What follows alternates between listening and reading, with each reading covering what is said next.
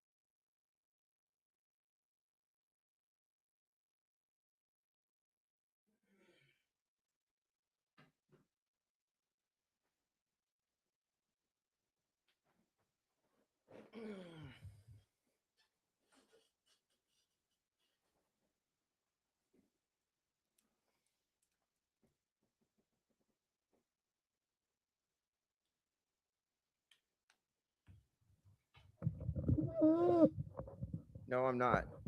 Why do you ask? Because I'm not live on Twitch right now. I'm gonna go live on Twitch after Raw ends. So you're gonna have to stay on here if you want to kick it with your dog.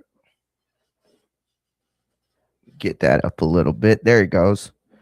Check, check, check, check, check. All right, guys. What is going on? Mario here, Infight and FX. Monday weekend recap usually is what we do about this time. However, Raw is interning, and y'all know that I work for one of the best combat sports websites out there right now, fightsatw.com, where you can go bookmark it for all of your combat sports needs. Yeah.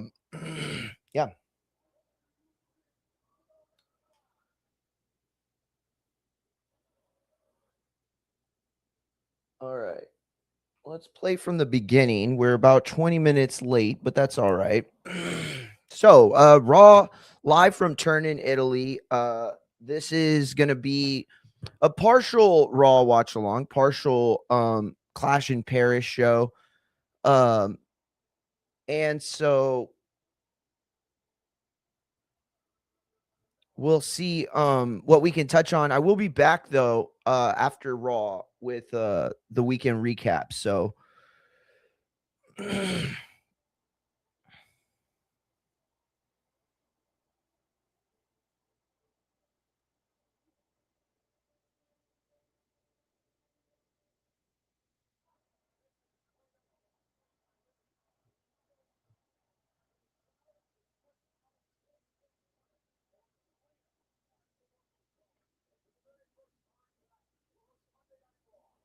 Turn in Italy.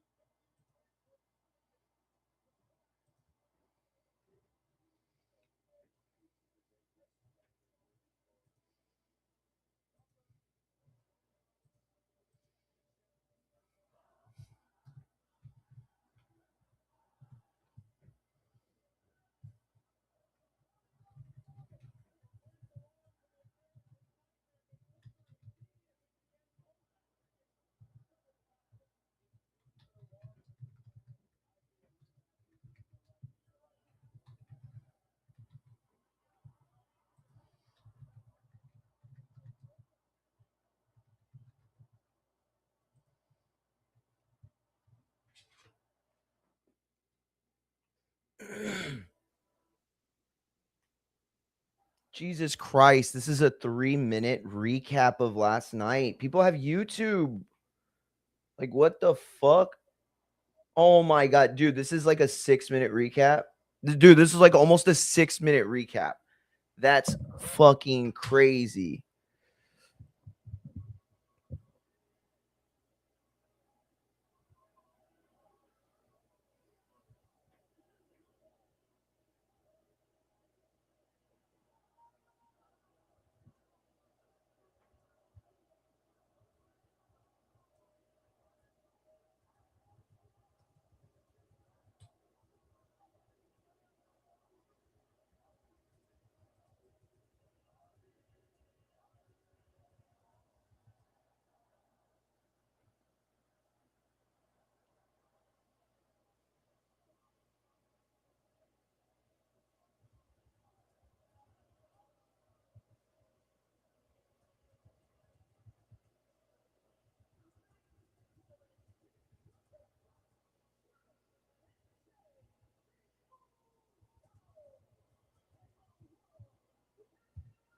Wait, so hold on.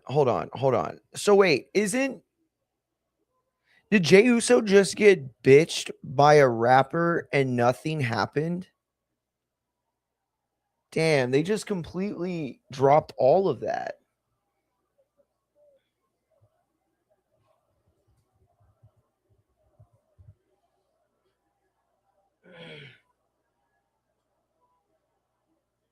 So here's the thing, right? While Roman makes his slow ass walk into the ring, I'm gonna tell y'all. Oh my god, this is the first 10 minutes of the show have been Roman walking and the recap from last night. Jesus.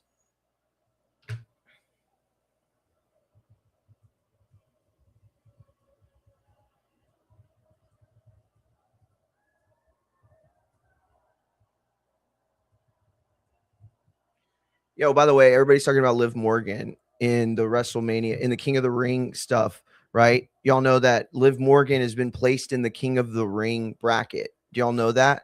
She's the world champion. I think WWE literally forgot she was the world champion. Either that or they're just, ooh, almost said it. Almost said it. Champ, Machine Gun Matt in the place to be. Shout out to Alex. He said, I don't need to see Raw. I got all the cinema I needed. The werewolf is now the pet. Hilarious. But I'll stay for Oba and Breaker versus Seth. Hell yeah, champ. Let's go. All right, let's see how this segment played out. Y'all know I'm a little behind now, so we're going to catch up.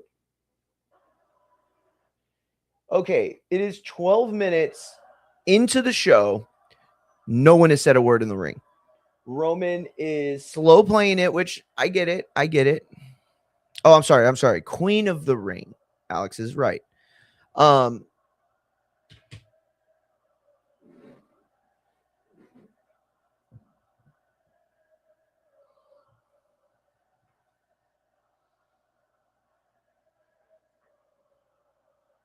Oh Jesus! They have a Roman Reigns poster with like an actual Roman outfit. That's crazy. That's crazy work, guys. Honestly, honestly, I'm gonna tell you all the truth. The fucking people, the MVP of this weekend's PLE Clash in Paris. I mean Clash in Italy. It's the fans. It's the Italians. They're the fucking dude. They literally were the reason that it even seemed like a great show. I went back and watched Clash in Paris, believe it or not, and it wasn't as good as I felt like it was. First of all, the main event was so plotting. It just took way too long. And then it was like your big reveal afterwards was Solo Sokoa. Also, Jade Cargill and Rhea Ripley had the exact same ending as Cody Rhodes and Gunther almost. Like, this is crazy. It's like they don't even give a fuck anymore.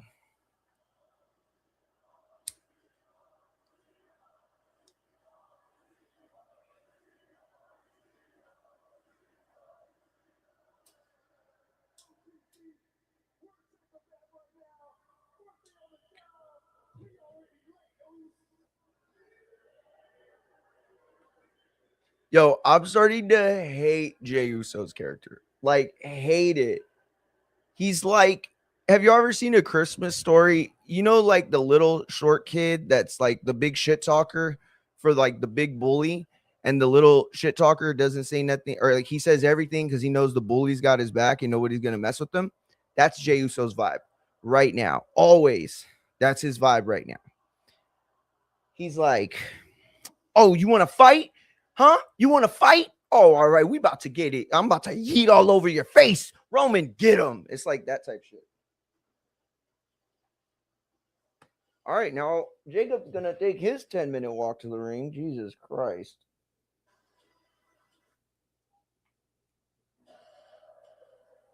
Bro, why is Jacob Fatu dressed like he's fucking selling baseball and football cards at the trade center?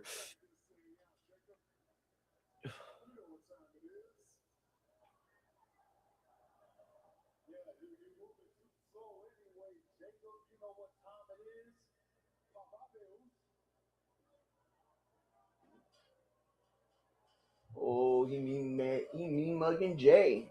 He's like, Jay, quit your shit. Cameron's gonna beat your ass. Stop it. You got punked by Jules Santana's bitch. Stop.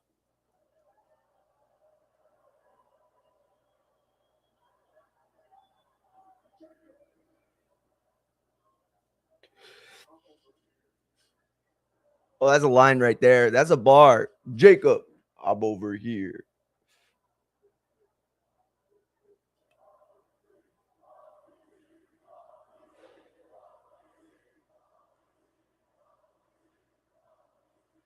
Yo, it's so crazy how good WWE is at like shitting all over their like new badass guys, right? Like Braun Breaker became like Paul Heyman's bitch, and he's like, okay, Paul, I'll listen to you and I'll not make a title change and I'll do what you like that shit, right?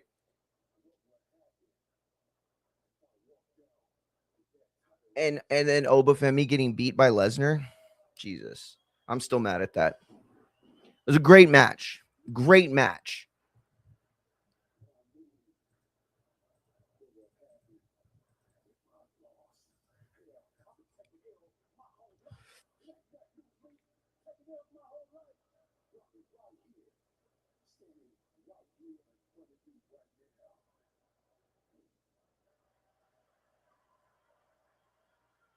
This isn't it, guys. This isn't it. This isn't it. Oh, I already dropped it, Matt. It's in the YouTube for you. Bro, this isn't it. This is crazy work.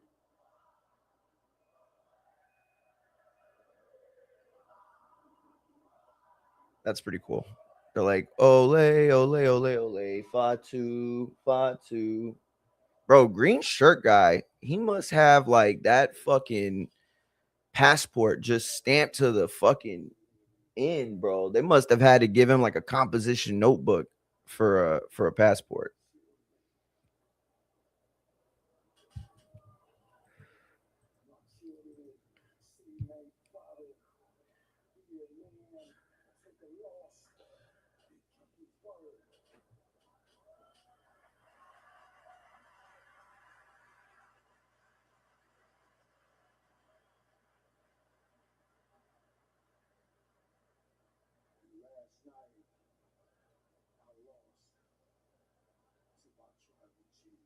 Yikes. Oh my god, dude. This is weird. Oh my god. This was like a public humiliation ritual for Jacob Fatu.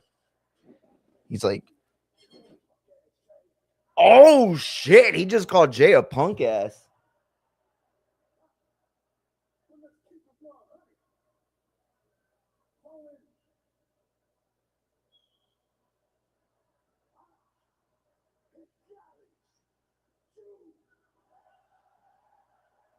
Oof, yikes. That is some fucking yeah, this is good. This is pretty good. I'm not gonna lie about this. Oh my god, he's taking a knee and proposing to him. And now he's pretending to be the Undertaker.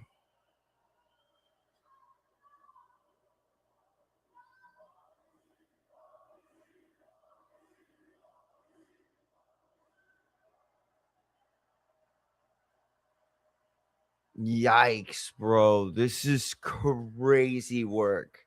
How does can Jacob Fatu come back from this? Like, I mean, he's basically just like a more badass version of Jey Uso at this point. He's basically both Usos now.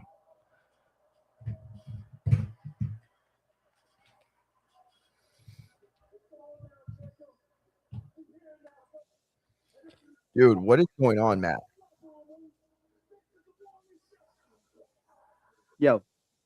Yo, what is going on? They just neutered Jacob Fatu. The whole first segment pissed me off. I'm not gonna lie. This is crazy work, bro. Crazy work. Like, they make me not want to take this show seriously anymore sometimes. You're still picking up from the beginning, right? Yeah, I'm fast forwarding now, though. Okay. I was gonna say, you're gonna do watch along style or Yeah, for sure. hold on. Let me see. 'Cause Oh, shit. Bro, I completely forgot this show. They're over in Europe, so it's gonna take place in the middle of the day because they're on Netflix and they can just go live whenever they want. yep. Yeah, I know. It kind of sucks. I mean, to me, I don't care, but like Yeah, because we could just setting watch up my it. show today, my little double shows today, I was like, okay, yeah, Ross tonight. I'll do the, because the sports world is going off today. Oh, I know, bro. That shit. I don't know if you saw Myles Garrett got traded. I saw Myles Garrett got traded, bro. Yo, the fucking Browns, bro. Fucking Browns. It's like when you think they made a great decision, it doesn't work out. And then when you think they made a bad decision, it works out. It's crazy. They're crazy. Yeah. We'll see how this one works, though. This could be mutually beneficial, I think. It could work out, bro, because it seems like they're going to go in a hopeful different direction, but it is the Browns. Ooh. Yo. Brown's going to do Browns things, bro. So, Matt, while we're watching this King of the Ring match here, tell me, dude, please, why is Liv Morgan in the King of the Ring tournament? Bro, I have no idea, and I did not catch this when we first looked at it yesterday. I saw Mex's text. That was the first time I noticed it. I had responded to it too, but I guess he didn't see it. But yeah, I only saw it when y'all brought it to my attention. As we discussed, right, the winners of the Queen and the King of the Ring become the number one contenders for SummerSlam. She is the world champion. Why is she in the match? I don't think they remember. Is she gonna challenge her fucking self? Because it's a number. It's not like the Royal Rumble where you can challenge whatever champion. You're gonna challenge your respected brand's champion. So what's the point? Yeah, is she gonna challenge herself? Are they saying she's gonna drop the belt soon? Like, what are we doing? I honestly think WWE forgot. I really do, and I think it's easy to forget because she hasn't done anything since WrestleMania with the title. I think she's still hurt. No, really, you think so? She hasn't had a match, bro. I know. That's the thing. It's so weird. Like, they came out and Liv was like, I'm back and the Judgment Day is going to rule again. And it's like, no, they're not. You're like, most of the time you come out, you do like this background segment where you're like hate flirting with Finn. And then it's like interference. But I don't know, dude. This is crazy. Like, I can't believe that they're so willing to just cut Jacob's balls off like this. This is crazy to me. And don't get me wrong, the story's not bad. I'm not saying the story's terrible. It's just like, I don't think this is the arc for Jacob, dude. I don't think he can come back from this type shit. I can't even say that this is a good story, bro, because like we were, going back and forth to Alex yesterday. It's played out, bro. I'm done with the bloodline. You know what I mean? Me too. Especially because it seems like a civil war again. Yeah, it seems like they're setting up for just a rerun. Just running it back, right? And it's like, dude, I we know it already was good. saw I this know shit. it was good, bro. But like, angles and storylines in wrestling ain't like TV shows. You can't syndicate them and just run them back all the time. Exactly. Well said. Very, very well said. I But think that it's like it's that evil TKO voice, just getting in the ear of everybody, getting in the way, like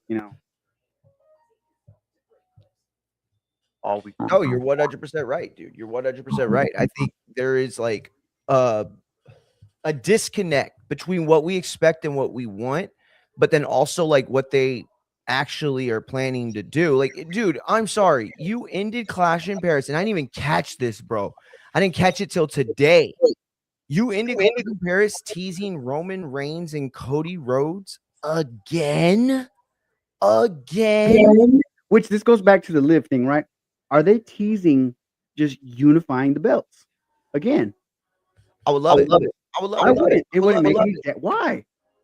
I would love it because it doesn't work now, right? Like Cody has the title, but Roman is the guy. I think we can all say, right? Like, can we all admit that Roman is the guy, but Cody has the belt? So it's like a situation where okay, look, why do I want to bring the titles back? For the same reason that I hate UFC interim titles, for the same reason that I hate WBC, WBA, WBO, and the IBF all being able to exist within boxing, and now Zuffa coming up and trying to be their own fucking thing, and then the ring, I get whatever. I'm done. I'm done with. Go ahead. No problem.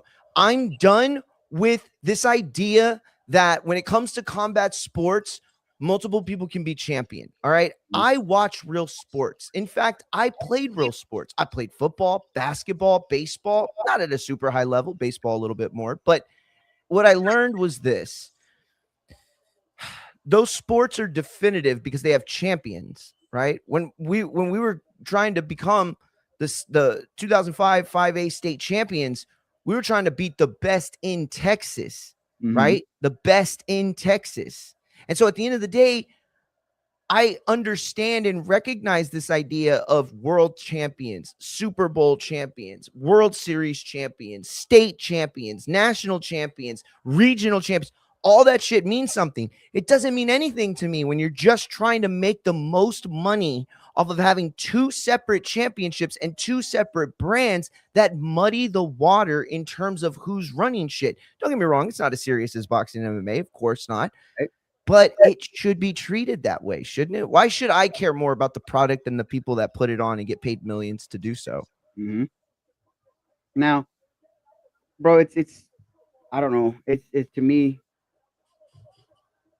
I just don't like the fact the way that they built up Jacob Fatu's character, right? Because they kind of cleaned him up a little bit, try to make him a baby face. He went from heel, a debuting heel, to nice baby face, back to badass, and now he's heel, and now he's a little pup now. Like, what are they doing?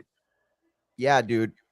Agreed. And then here's the other part. Like, the 50-50 booking on Oba's crazy work, bro. Yeah. Crazy work. Alex said, make the bloodline stable as op as possible. It will achieve higher mainstream appeal than whatever Cody is doing. War Games this year will be epic. But will it, though? Because I feel like it'll be the exact same thing that we got 2 years ago. You know what I mean? Like, it's something I wouldn't care for, bro. Me neither. Because it's the same people, right? In fact, is less people now because they cut people. The bloodline are baby faces. Yeah, I agree that they try to send them out there as baby faces. I think that. But what I was saying is like they flipped Jacob Fatu too many times, bro. You gotta let one side of them sear so you can expose it, and then when you flip them, you can't just flip them right back. You can't. It doesn't make sense. Mario, me and you especially have spoke on logic and wrestling for a couple weeks now, and a lot of this stuff still doesn't make sense. No, it doesn't. It doesn't. This doesn't make sense at all. I think that it's very messy, right? It's very sloppy, and I'll be honest, like AI would explain a lot. I feel like I'm not saying that it is AI, right? I mean, obviously they do use AI for like data keeping and stuff like that. The what? I said, even AI is not this dumb, bro. If you type in a prompt of like what we were just talking about, Maybe they're using Grok. No, I'm obviously gonna type in the prompt that, hey, Liv Morgan is the champion. Champions can't be involved, right? Or yeah, I mean, you'd fucking think so, dude. You'd fucking think so. Yo, Oba's going fucking nuts right now, dude. This is bad fucking ass. Oh my god, yo, this is so good. Why? Like, why would you know that? Okay, I just want everybody to understand something. WWE booked a retired Brock Lesnar to beat the youngest phenom star. I don't ever want to hear about no bullshit John Cena fucking blah blah blah. Damn, Oba won it, dude. That's crazy work. Solo eating another pin. You know, I'm actually kind of shocked that they did it this way. Okay, look at that, Like, bro. so he's got to win, right? He smashed through the field. He's got to win now, right? Good. High chance he could. Who beats him? And you could get to the Roman Reigns Oba family like this. That's what Mex said last night. I would have to eyeball that bracket one more time to see if Yeah, they're gonna pop it up. Anybody you would look at to beat him first. Yo, that was here's the thing. Even if you go all the way to the final, like where does he get beat? That's what I'm saying. And this is what's gonna happen. Watch, mark my words. Whichever round he loses, if he loses, although right now I'd say he's my favorite, like my pick. I mean, if he loses, they're gonna fucking use Tallest Tonga to do that, and then to make that fucking, and it's like the same Vince stuff. Oh, I love 6 foot, 7 foot monsters. Oh, let me jerk it to them. And then it's like, oh, they're fucking Giant Gonzalez versus Undertaker shitting the bed at WrestleMania 9. Oh, he's addressing Brock.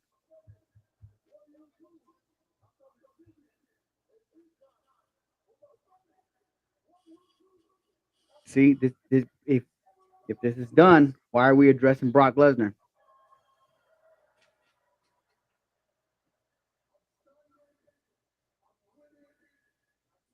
Looking at this bracket.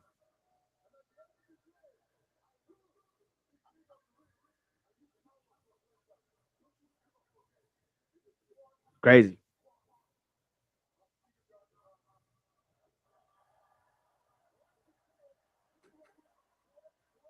It is 1-1. I'll see you down the line. When that will be, who What does that mean? knows?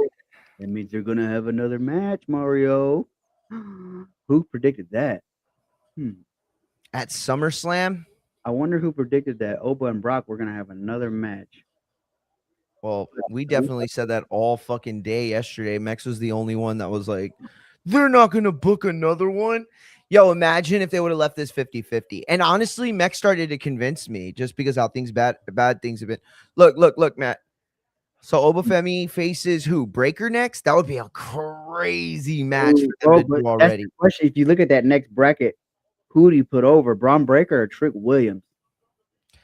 Both are red hot. Yeah, but Trick Williams is a different type of. He's primed. I don't know. This is a badass tournament. I'm not gonna lie. This is a very good initial bracket. I think the real question is who. Not only who do you would win, who's ready for a world championship? Who do you see in this whole bracket that would benefit, or even they would look at to beat a Cody Rhodes or a Roman Reigns? Yeah, I mean, that's a fair question. Obviously, the number one answer, right? Obafemi, for sure. Because he's absolutely white hot. Crowd loves him. He's established as a main event, big attraction guy. But if you look around, obviously, I'm looking in my eyes. Braun Breaker is one of those guys. Trick Williams might be one of those guys. I could see you going with a safe bet and Seth Rollins. Or do you finally give LA Knight his time in the sun? Even if just for a little bit. Nah.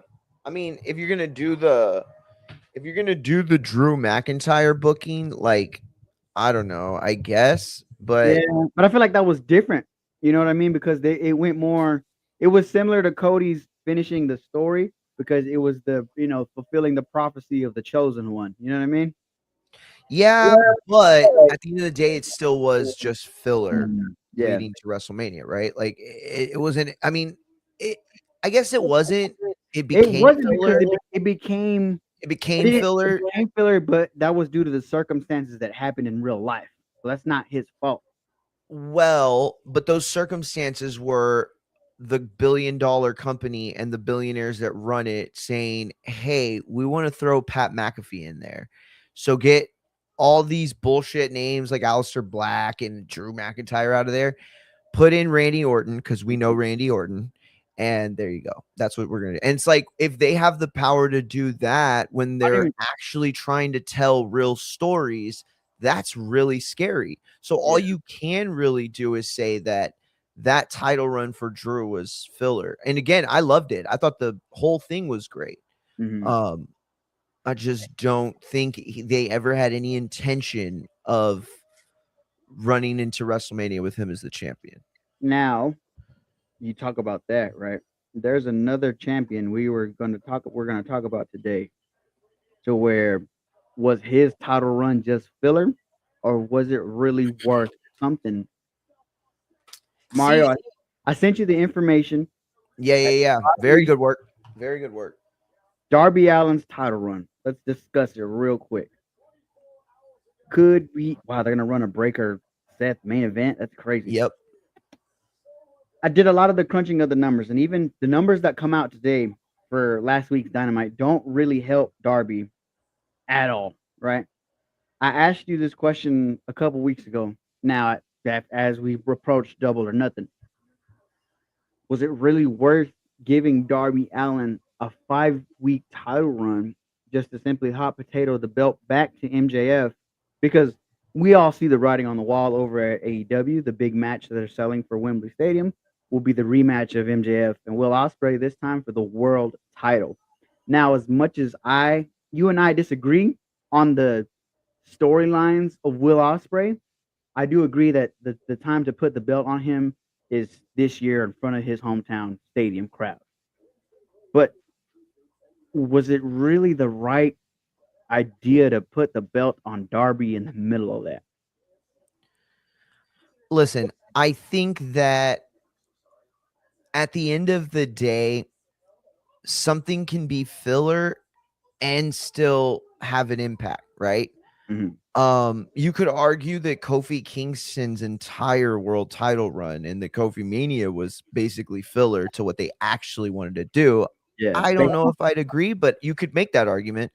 And yet that was one of the most impactful championship runs. That and Daniel Bryan's probably the two most impactful runs, I'd say, from like a wrestling Right. standpoint, you know. Oh, it's funny And you bring up Daniel Bryan, and I asked this question amongst people in like smaller forums across my platforms and stuff.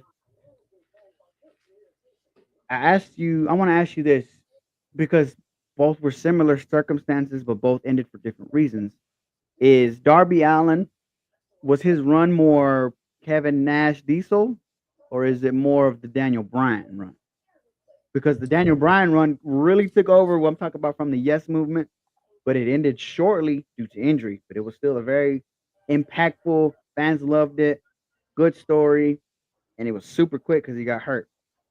well, listen, look, real quick. Let me just first like finish because when you look at what the Darby Allin thing accomplished, right? It didn't accomplish anything from a story standpoint across the board. So that makes it filler, right? The definition of filler, I mean, I don't know the actual definition, what it says in the dictionary, but I know that from a wrestling standpoint, what we, think of as filler are those very short, almost subplot moments in wrestling that basically bridge you from one major story into the next. And so like Bob Backlund beat Bret Hart for the world title and then lost it like what was like 24, 48 hours later to Diesel at Madison Square Garden in a non-TV match too. That was nasty work, bro. Yep. Tell Bob Backlund he doesn't matter for shit without telling him he doesn't matter for shit. But they did that, right? They did that. And so the Darby Allin thing worked for Darby Allin. Right. raised his profile. It Mhm. made him a world champion. Yeah. And while that doesn't mean something outside of WWE, it certainly means something across the board in, again, wrestling. So it's like, Mhm. did the Darby Allin did it do the thing that AEW wanted it to do, the thing that WWE can do at like this major scale that, promoted the Fiend and Roman Reigns and Kane and all these other characters, and by the way, Mr. Iguana and fucking the El Grande entire match this weekend was Mhm. based on this kind of booking, right? It's like you get this moment and then you can make something out of it. So I think Darby's thing was worth the squeeze only because if we're talking about him impacting the story from across the board, it doesn't happen. Mhm. So if we're waiting for this perfect time for Darby to become champion, it doesn't exist. There is no perfect window for you to disrupt the status quo. And that's why it was a success, because of all the monotony that we've gotten from world titles at this level. The WWE saturated the idea of a long title reign to the point where some of us that grew up in a hot potato era of world title reigns Mhm. now are like, okay, guys, can we switch it up a little bit more now? The Cody things felt stale as the champion. The Roman thing feels stale as the champion. All these things point to a consistent booking that happens across the board because it's safe. And so giving Darby that chance is similar to giving Brett that chance and later Sean that chance and later Kofi and Bryan Danielson and all these other names that start to create a new landscape for wrestling and what is possible at the top level, right? Rey Mysterio is an outlier. There will never be a world champion as short as him again. Okay. There will never be a world champion that doesn't show his face again. Maybe Penta, but I don't know. I have my doubts. I think he could do it. I don't think WWE will give him a chance. Ultimately, Darby Allin sets a precedent that will reverberate across the wrestling landscapes. And so the guys that like Trick Williams, whose US title run didn't really help him get more major bookings, guys like Penta and Oba that were afraid they're just going to fucking railroad at some point, all those things create a more versatile idea of what a world champion can be and when he can be that.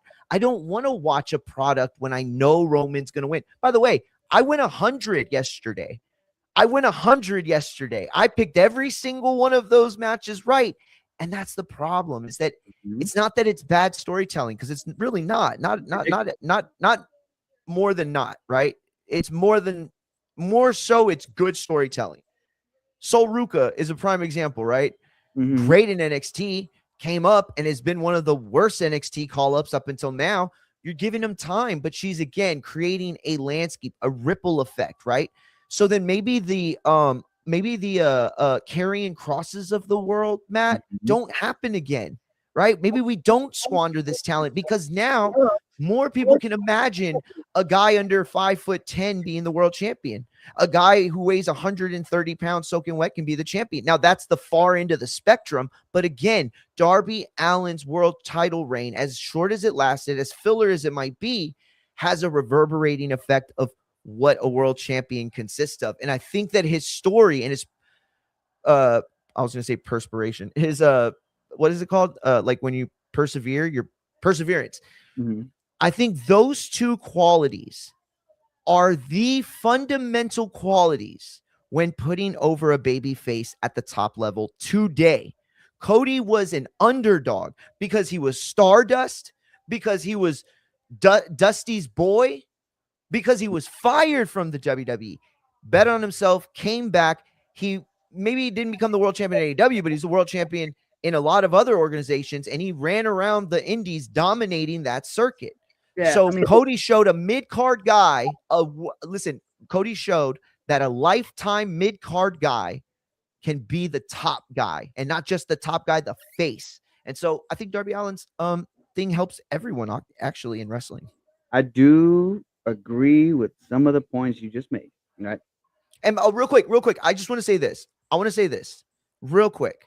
Mm. I only had the ability to craft my response, which, yes, was very crafted. I have notes here. I went off of my bullet points. Right. That's why I stayed under the time that I wanted to get.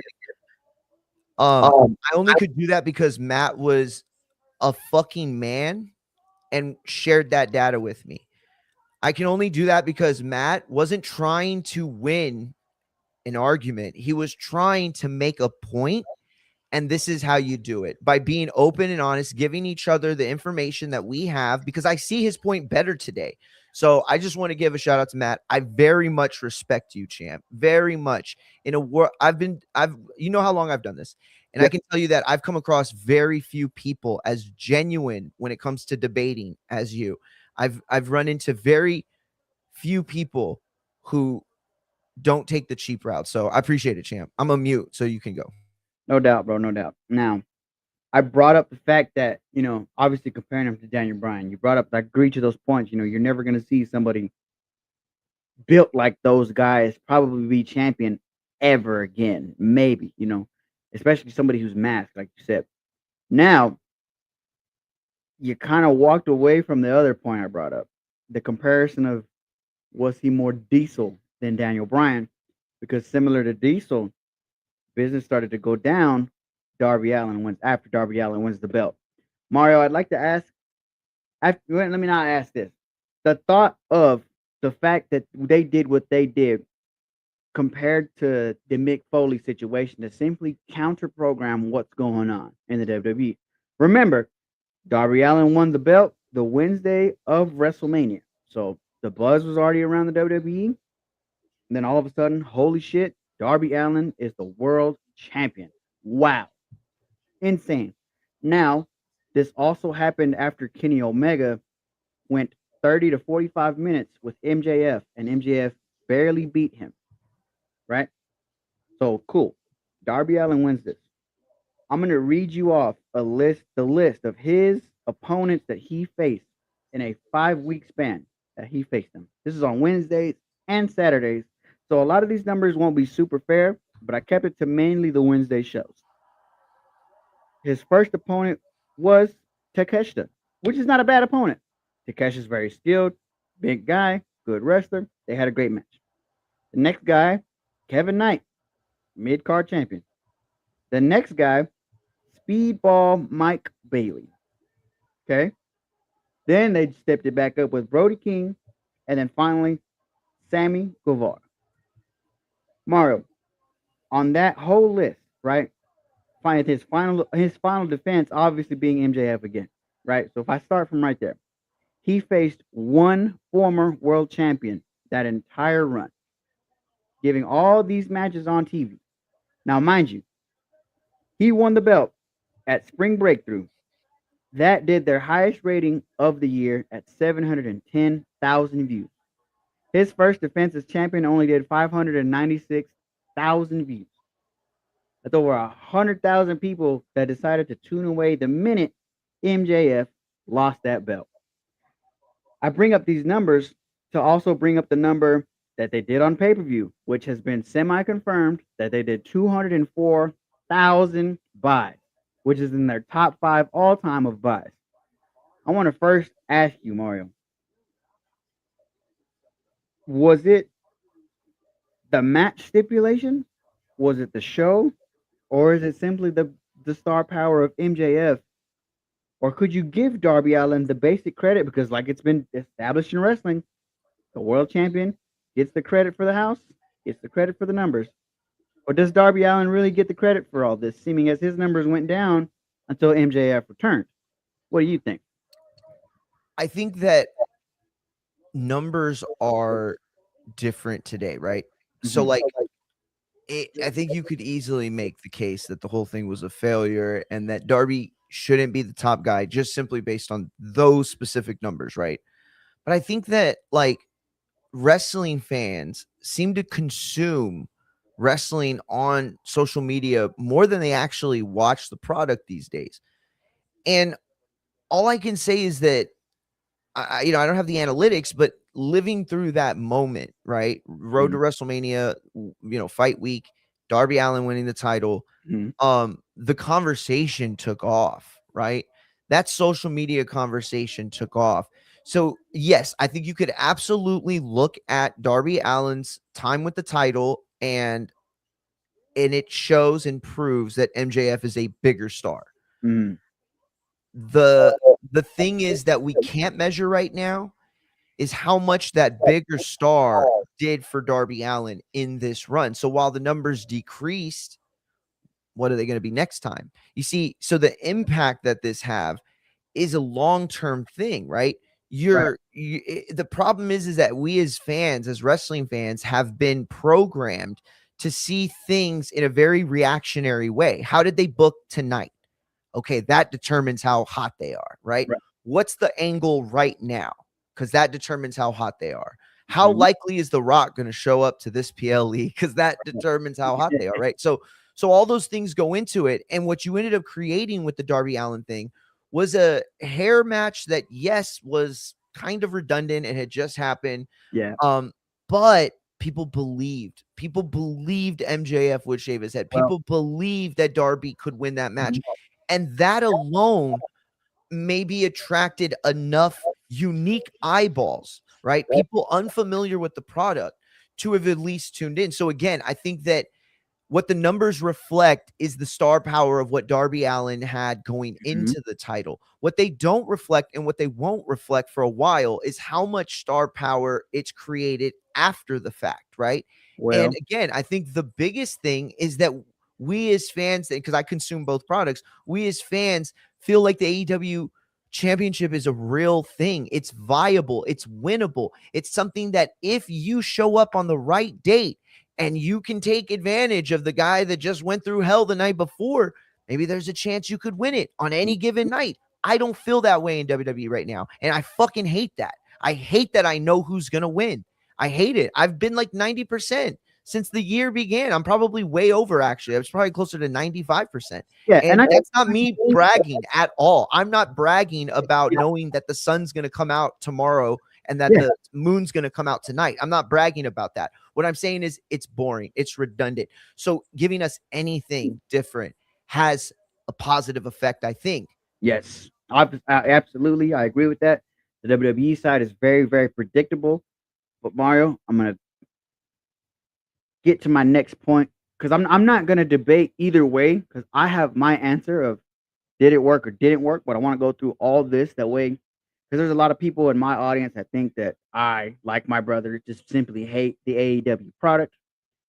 And over here at Infighting FX, they think the same thing. I hate the AEW product and I like to shit on them a lot, which I do, but just because a lot of things they do doesn't really make any sense. Now, Mario, this just came out via tweet by our good friends over at WrestleNomics who helped me. I DM'd them and they happily sent over some of that information that I needed, bro. So shout out to WrestleNomics. Shout Thank out to you for doing that. WrestleNomics, dude. They've been putting in work for so long in this game and helping writers and content creators like us, have Mhm. the proper information. You know what I mean? Now, we all know that the Nielsen's numbers have fluxed since they've stopped doing quarter hours and they're just doing Yeah, they block points. they fucked that thing up real bad. The rating for AEW Dynamite Wednesday night, MJF's return as the world champion without Darby Allin on the show did 704,000 views.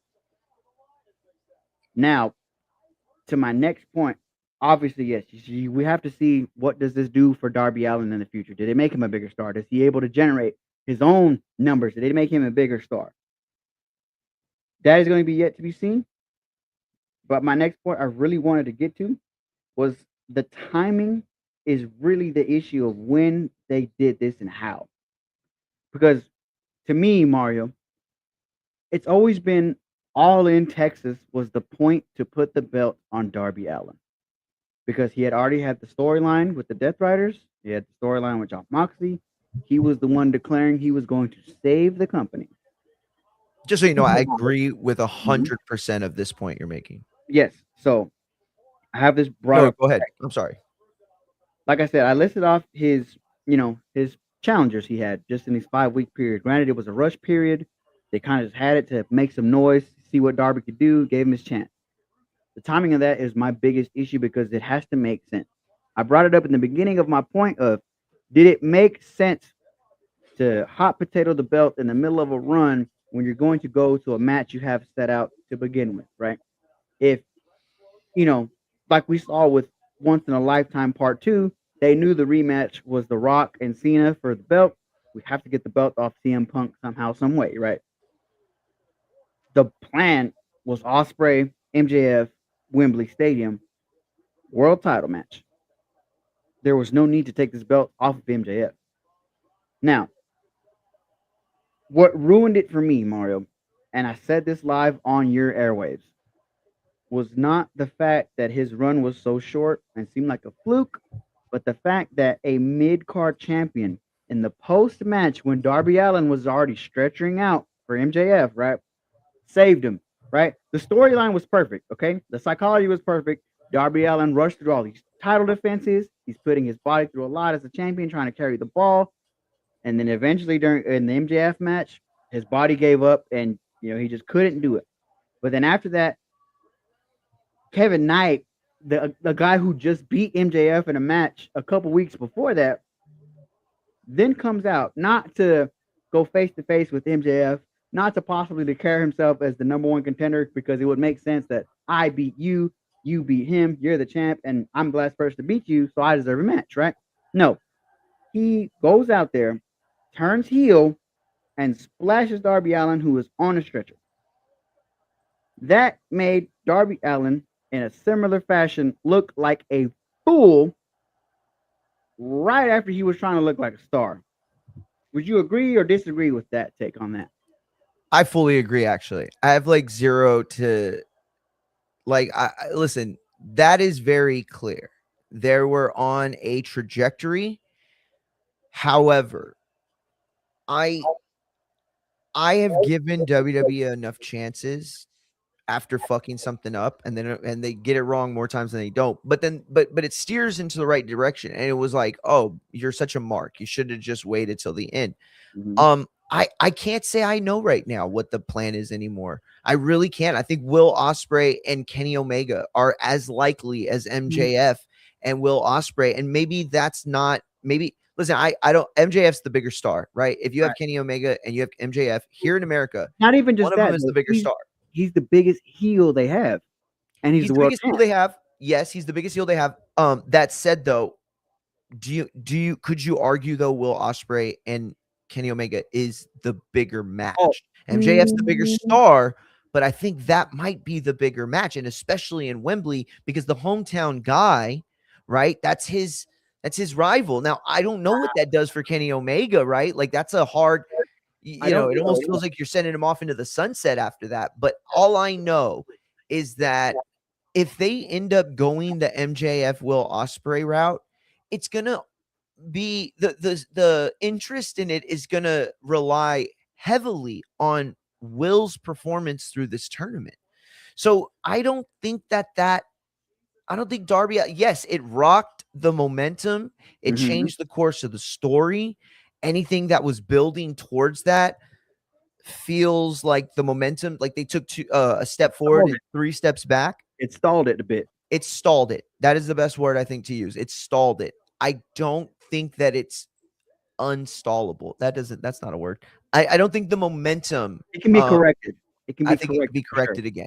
Yes, for sure. So yes, I agree with you. It was stupid, but ultimately I don't think there's anything hold on, let me see. Alex said, you might have missed Roman Reigns backstage. I understand there's 2 ends of the table.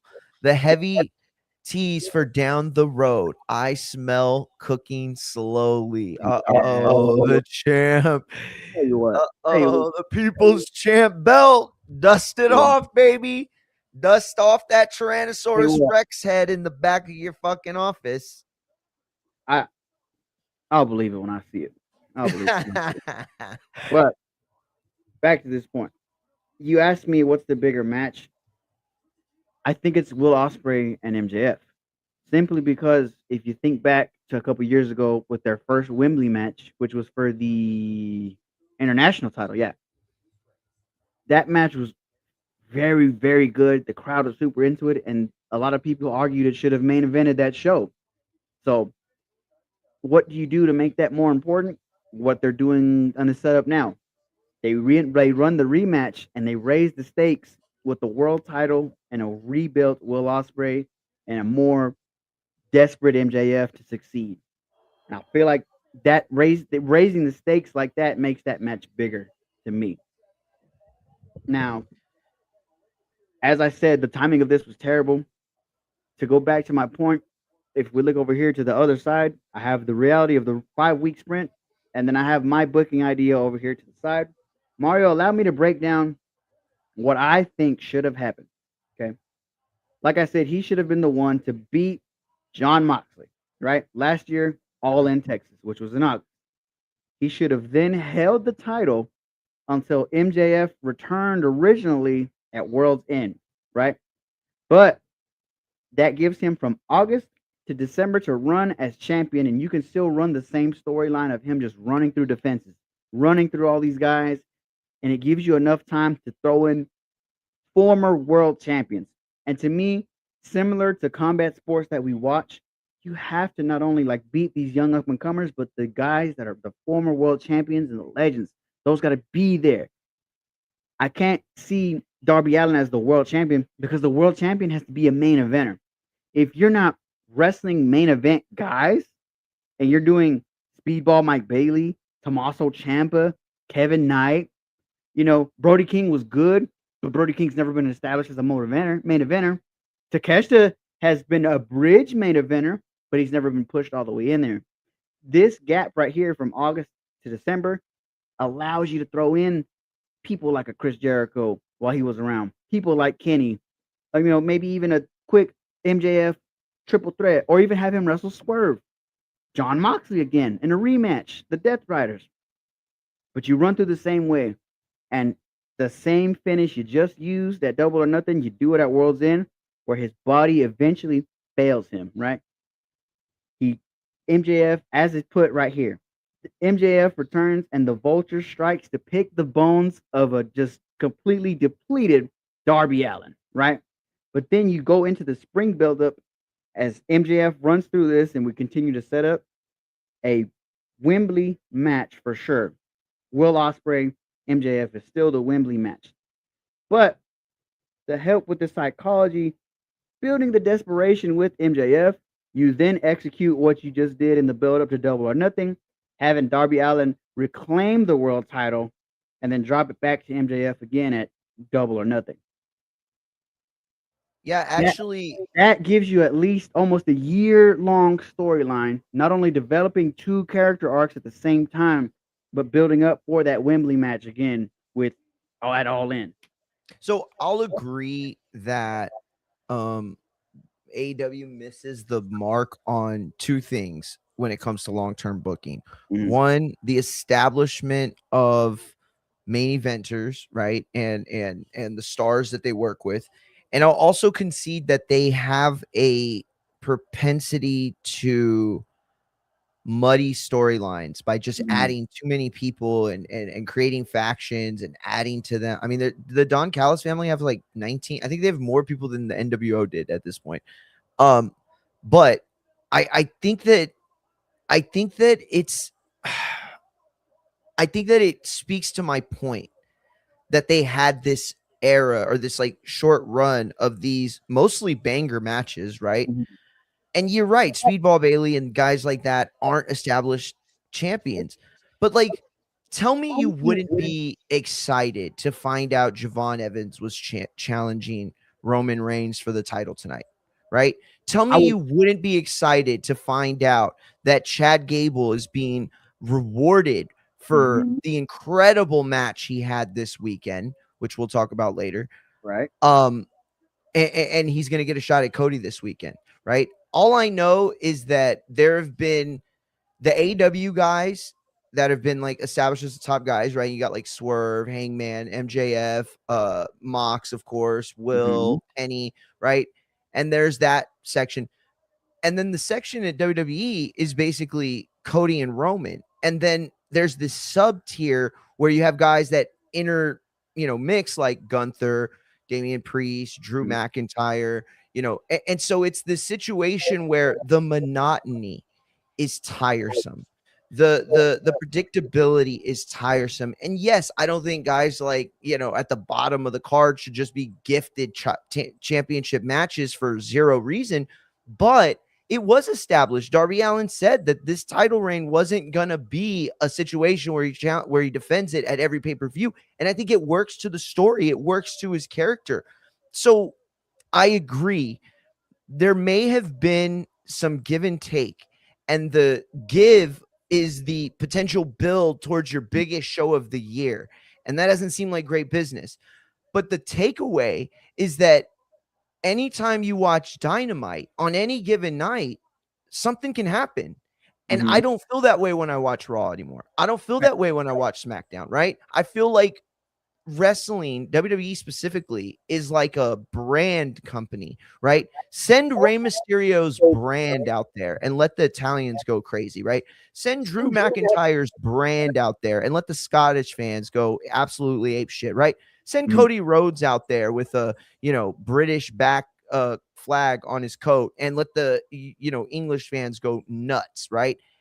But what's the story? Like, what are we doing here? Like, the WWE doesn't feel like an organic thing anymore. It feels like everything is staged. And it used to feel, and I'm going back way too long here, but it used to feel like a living, breathing, real thing, right? And so AEW giving us a taste of that, even if it's not to their benefit, even if it's at a time that comes at a detriment towards building a bigger company, I'm okay with that, right? Like, I'm not watching AEW to see it become bigger than WWE. I'm watching it because I appreciate great wrestling and good storytelling, and I appreciate when they stick to it. And AEW hasn't done a great job over the last couple of years. They've been doing a pretty decent job over the last couple months. Right. And I think that the difference, again, is that we're conditioned as longtime WWE fans to expect a super long, drawn out run as it builds to this moment where they finally like give in and do something because it's WrestleMania or SummerSlam or whatever. I don't want that booking anymore, right? I want the kind of booking that felt like the New Generation era or the Attitude era or the Ruthless Aggression era, when a fucking John Cena in the stupidest shorts and the dumbest hair possible can come out, say Ruthless Aggression like he's on steroids and cocaine, and become over and become something, right? I don't think that WWE's giving those opportunities anymore. Maybe Oba. I don't know. That 50-50 booking seems worse than anything that AEW's done in the last several months. So, again, I can't defend, because I agree with your overall point that this title run may have come at the detriment of Will's run or MJF's title run or the significance of what that all-in main event can look like. Well, but if in 2-3 years from now, we have an established organization that feels authentic and can convince you every once in a while that what you're watching actually just might be maybe real. No way, right? But you know what's not real is seeing Bailey throw a fucking knee like a grandma, or seeing CM Punk pull back on and again, I'm not even trying to that's not even part of the conversation. I'm not trying to go there with it. Right. But I think one of my big points, right, bro, is two main things, right? The timing and the execution of it, of course, right? But to me, this did not elevate Darby Allin at all. I don't see how we have the metrics to know that yet. I really don't. Mario, would you say he's an established main eventer? He's been there for hold on. Let me ask you this first. He's been there for 6 years since they started. Where would you put him on the card? Main eventer, high mid card? Okay, I would say, jobber. Not from a resemblance style, anything, just from what they exist as on the card. I'd say Darby Allin falls between a Damian Priest and a Drew McIntyre. I feel like he was already established as a co-main event type of guy, right? Heading into there. And so it's like, yes, he wasn't a main event guy. And yes, right now, immediately following or 2 weeks removed from the pay-per-view, we don't notice anything different. But I don't think we can know for sure. I don't think we knew when Stone Cold was working with Owen Hart that we were headed towards a complete shift in the landscape of wrestling. But we knew after he faced the former world champion that he was, right? Sure. We saw there was something. I don't think anybody could have anticipated when this they put run. The belt on Stone Cold, did he wrestle Doink first? No, but that was a completely different character too, though. You see, I think you have to give some sort of grace to the idea of what Darby Allin represented, right? Like he's not a Brian Cage or Yeah. a Roman Reigns, right? Yeah. This is a guy who's smaller, who's less believable as a champion. So to send him out there and make him believable, it has to be done in that kind of way at first, I think. And by the way, Bret Hart had that kind of first run, Yeah. right? Razor Ramon wasn't a main event guy, and they had one of He the was best finally matches at the- Royal Rumble. Shawn but he Michaels, was- same He thing. was a bigger star than Sure. he could Absolutely. have been a main event guy. It's just he just couldn't be trusted to be a main event guy. You know what I mean? Can we say the same thing about Darby? No, but Darby Allin isn't a main event guy because he won the title and didn't interact with other main event guys, bro. Look at that list of names I gave you. Which one of those are main event guys? Listen, Mario, like you said, if Javon Evans were to beat Roman Reigns tonight for the title, but never and then wrestled start a defending it against Fraxium. like yeah. Fraxium and Talatanga. No. I and get the point. That's a very good point. I get it. I can't call you a main eventer if you're not doing main event things. Like even Kofi Kingston, he started wrestling Seth Rollins, Daniel Bryan, AJ Styles, Dolph Ziggler. Bro, it's a matter of if you want me to believe you're elevated into a main, not even a world champion, main eventer. I can put Darby Allin in the main event. Guys are going to tune in and draw. The numbers and the analytics and the results of his run post 2 weeks now tell me he didn't do that. Yeah. No, I can't. Now, if you go, they're gonna do the mask versus mask replay after this. If you haven't seen it, you need to watch it. It's gonna be on Netflix. This was one of the biggest things ever, too, by the way. This is what timing and execution looks like. Something that went from a joke to one of the biggest things Mexico has seen in decades.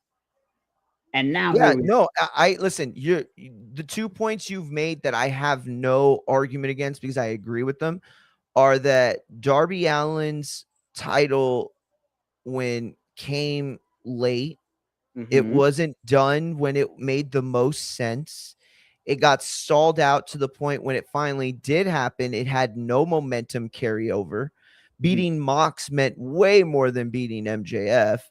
So again, I agree with all that, and I agree with the other aspect of it. I think though the difference is that what they did at least had the potential to not start a revolution. I don't want to make it seem like that, but to become this thing like the mask versus mask, right? The El Grande Americano character, it was something to around for a while as a comedy act, right? Yeah. And it feels more serious today. Darby Allin has never existed as a comedy act, but it feels more serious today after being the world champion, despite not being able to be treated like a world champion. But I just feel like we have enough data over the years to know that a first-time world title reign is rarely the definition of that person if they remain a top guy. Like I agree, the jury is still out whether Darby's going to be a top guy or not. I don't think anything we've seen thus far is a definitive representation of where he exists. Again, because I can give you so many guys like Bret Hart, Diesel, Undertaker, Shawn Michaels, Batista, John Cena. All these guys had pretty shit first title reigns, right? It feels like a gimmick, Matt. I think that's ultimately what your point, or what I get from your point. It felt like a gimmick. It felt like it was not just even to steal some momentum and media days from WWE. And if that's all it accomplished, yeah, I don't think it's super worth it. But I don't think that's all it accomplished. Again, because if I look at Double or Nothing, I don't know what other match main events that with that much interest from the casual fans, right? Because there were so many people that just wanted to see MJF fall. Oh, that was it. You know, I asked, like, does Darby get any credit for that? Does Darby? I don't think you can. I don't think you can give him full credit, but I think it would be crazier to give him zero credit, right? I think both of those things are wrong, but I think it would be crazier to give him zero credit. At the end of the day, he represented a foil to MJF's Mm-hmm. ultimate plan, and it was something different. You know what I mean? That's the thing, is it wasn't Swerve, it wasn't Hangman, it wasn't Moxley, it wasn't the same fucking people we see every single time. And that is the monotony of what I'm tired of in wrestling at the top level. You know what I mean? So you know, did it work for the company in a sense of like becoming more commercial and more financially benefited? No, probably not.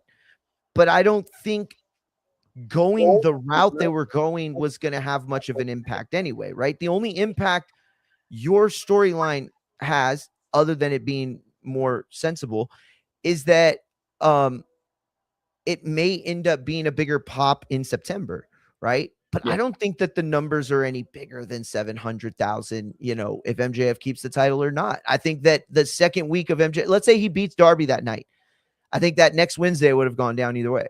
You know what I mean? And so it's like everybody in wrestling, the numbers and casual fans are drawn to the one booking per week, right? Like what happened last week? Do I want to watch this week?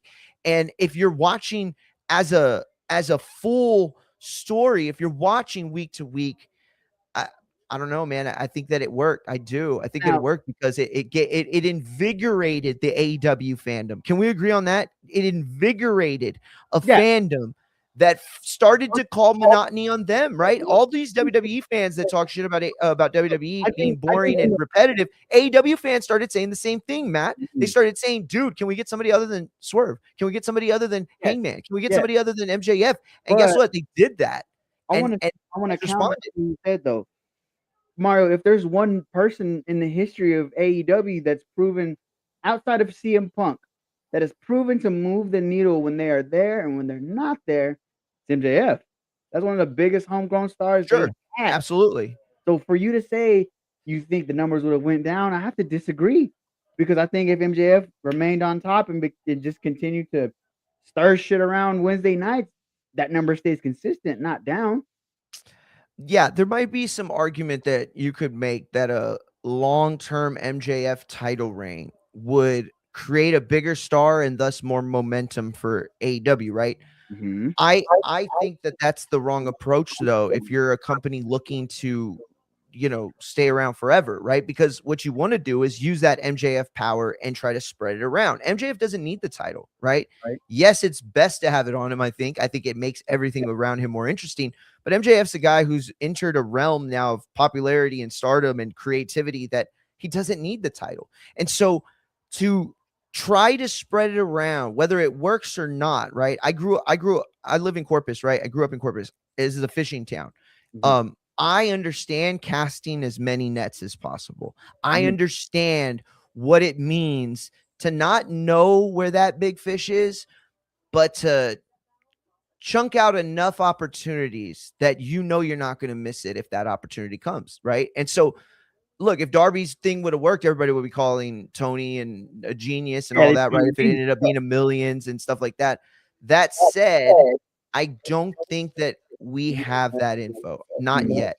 I think that it's going to depend on what we see Darby do next, because at this point, everything you're talking about has been forgotten, right? Nobody that sees Darby Allin as a star in a year is going to remember the speedball matches, right? Yeah. What they're going to remember is he won the title and delivered an incredible performance on that night. And then had one of the most talked about matches of the year outside of WWE. And honestly, I think you can put it within WWE.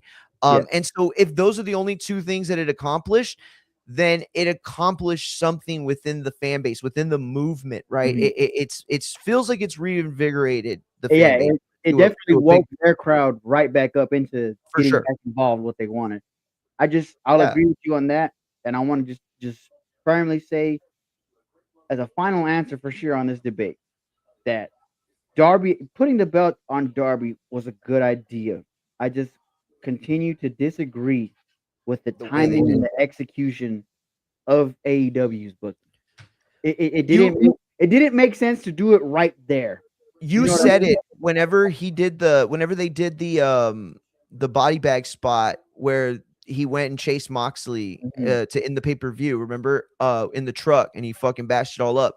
Yeah. I remember you said, dude, this has got to be the guy. This has got to be it. And I remember your question was, is he going to work out? Are people going to gravitate towards him as champion? Didn't happen. And so that was, I think, a moment missed that might have had more of an impact. And so I can't disagree with you at all on that. Hold up. Alex says, Mario and Matt, does the El Grande Americano story end with the tall one eventually unmasking in another mask versus mask down the line? Yo, I don't think so. I don't know. That's a very good question. Because obviously you now have to capitalize and go a different direction with El Grande Americano. You would need you have to. I think you would at least for sure need to put the belt on him in AAA. You got to keep him down there because he's hot. He's the biggest thing they have. Easily. And at the same time, Dominic Mysterio is still one of the biggest heels they have. Could that, to me, what they should do is begin the chase to put the Mega Championship on him. I don't think another mask versus mask would happen. Could I see what they wanted to do with Rey Mysterio and do mask versus hair? Sure, that's a AAA thing. Lucha Libre, they'll allow that. Also, I saw this comment come up on one of your lives, bro. So people don't understand that when you do mask versus mask, you're obviously no longer the person with the mask on. You have to then reveal yourself to the public of, like he did. My name is Chad Gable from here. Matt texted me. Matt texted me in that moment. He goes, "Damn, JBL didn't have to pretend like he didn't." Yeah, he didn't have to. Yo, I fucking lost it. It was like 1 a.m. My wife's asleep, and I read Matt's text. I just fucking started laughing hysterically. She gave me that look, bro. But but in the history of the Lucha Libre, when you do mask versus mask, that's what they have to do because back then you would do it in shame, right? Once because you got to remember that's forbidden. It's kind of like if people watch Star Wars, if you remove the mask of a Mandalorian and see their face, they're going to be shamed for the rest of the time. Yeah, they can't. They're tribeless after that. Because remember, Mario, back then, if you were get your mask removed, you weren't allowed to put another mask back on. You weren't allowed to be a mask wrestler anymore. You had to wear your face that you had actually have with your name. So that's why they did it that way in the AAA event for the people that were asking. Yeah, it was really just a great show. I loved every bit of it. And while I think Alex's question is really good, I don't think it's like super relevant right this second because I think Matt's right. I think that the next thing is a mega championship run. And you got Triple Mania coming up in September. It's going to be a 2-night event. So, you know what I mean? Like I there's plenty you can do with him still. I don't see him unmasking for the rest of the year, at least. You know what I mean? But Alex asked the question, and I started thinking of what kind of booking you could do. What if you run an angle where he takes the mega championship from Dom, and then Dom gets it back and then takes his mask, and then he wears it for a while, and we see like a masked Dom for a little bit. I don't know. Listen, I like where you were going, but yeah, it drifted a little. Yeah. How about instead of doing the second part, we get the belt off Dom, we bring Dom back to the States, and we give him the Money in the Bank contract. Oh, I like that. Yeah. And then to answer Alex, I understand that happened to Rey Mysterio, but you gotta understand that happened after the tradition had already been broken. You gotta understand, like, during that time they started doing that because, like, I don't remember what year it was, but it's in like the not early, but like in the middle of what were they called? Cruiserweights? No. The what the indies were called back in the day were just the areas. I'm blanking on it territories. Now. Territories, yes. You had people like Mr. Wrestling 2, who was already an actual wrestler. He was just an older version of that wrestler under a mask. And once they found out stuff like that, that's when the tradition started to die. Because even Eddie Guerrero was a masked wrestler, but everybody knew who Eddie Guerrero was. So it's there's that one. Yeah, exactly. There's that one establishing themselves as both in two different countries, and that's what ruined the tradition. you know, that's crazy you say that, because I remember we were watching that segment with Eddie where he pretends somebody stole his wallet and he brings all the luchas in to question him. And I think it's Ty. I can't remember who it was, but he's like, he says something like, "Oh man, put your mask back on." Or he's like, you know, he's like, "I'm glad you got your mask back," or he says something like that, like, because this is a guy who lost his mask, you know, and then came to WCW, and they were like, "Well, we wanted you with the mask. We don't want you without a mask." And they're like, "Okay, well then I'll just wear the mask." You know what I mean? And so that's where you're right. It got ruined because they were also disrespected in WCW. They disrespected the luchadors, which gave people like Rey Mysterio a pass because he had no choice. He had to do what he had to do. So you could work for one company or the other, and he wasn't going to go to the WWF anytime soon in that era. Yeah, for sure. The fact that he got over at all is a very, very that's prevalent, I think. Yo, Julia's so over. I didn't even know she was Italian. I thought she was you see how Brazilian. different she looks right now. Remember how we saw I her know with than the crowd? yesterday, bro. That's a whole She different looked like an person. Italian mom, mad that she was at her kid's soccer game and like frantically smoking cigarettes in the van in the parking lot, just like, oh, these fucking kids, like that type shit, right? That she looked. By the way, she looked like 10 years older too. And I'm not taking a shot. She didn't look bad. I'm not saying she looked old. I'm just saying she looks super young. Like, but it's weird because like people from Japan have like really good like skin. Like Mina Shirakawa is 40 and she looks like super young. Okay, I'm sorry. I don't know if this is gonna sound Did racist. you not know that? No, I didn't know that at all. Yeah, but like look at like Japanese people and like African Americans and sometimes in a lot of Latin communities, they're like they don't get old and start looking old until one day, boom, they're just old. And then one day, boom. Yep, you're absolutely right. That's how it goes. Dude, I've never seen Julia do this before, ever in my life. Never. Hey, bro. Yo, this feels racist. I feel like I'm being prejudiced doing this. I mean, it's not like this is the Italian thing, right?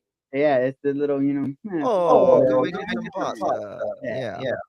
I think what you just did was racist, adding words. That was a little more. Yeah, I should have added to it. But yeah, no, I've never seen her do that. Like, just yikes. Yeah. What would that be like? You know what that'd be like?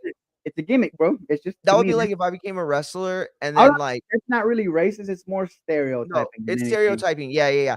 But here's why it's weird to me, because I feel like I've never seen any Italian do that, like without getting really upset at like the stereotype and then like other people making fun of it. So like, you know what I mean? I feel like she's doing it and she never does it.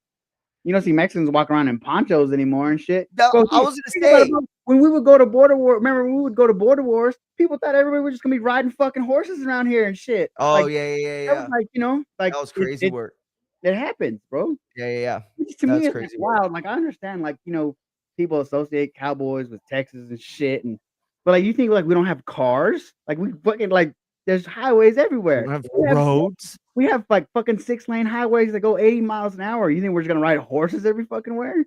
I wish we had what's it called, the Autobahn or Autobahn or whatever it's called. Where you can go like, yeah. Where you can go like 500 miles an hour.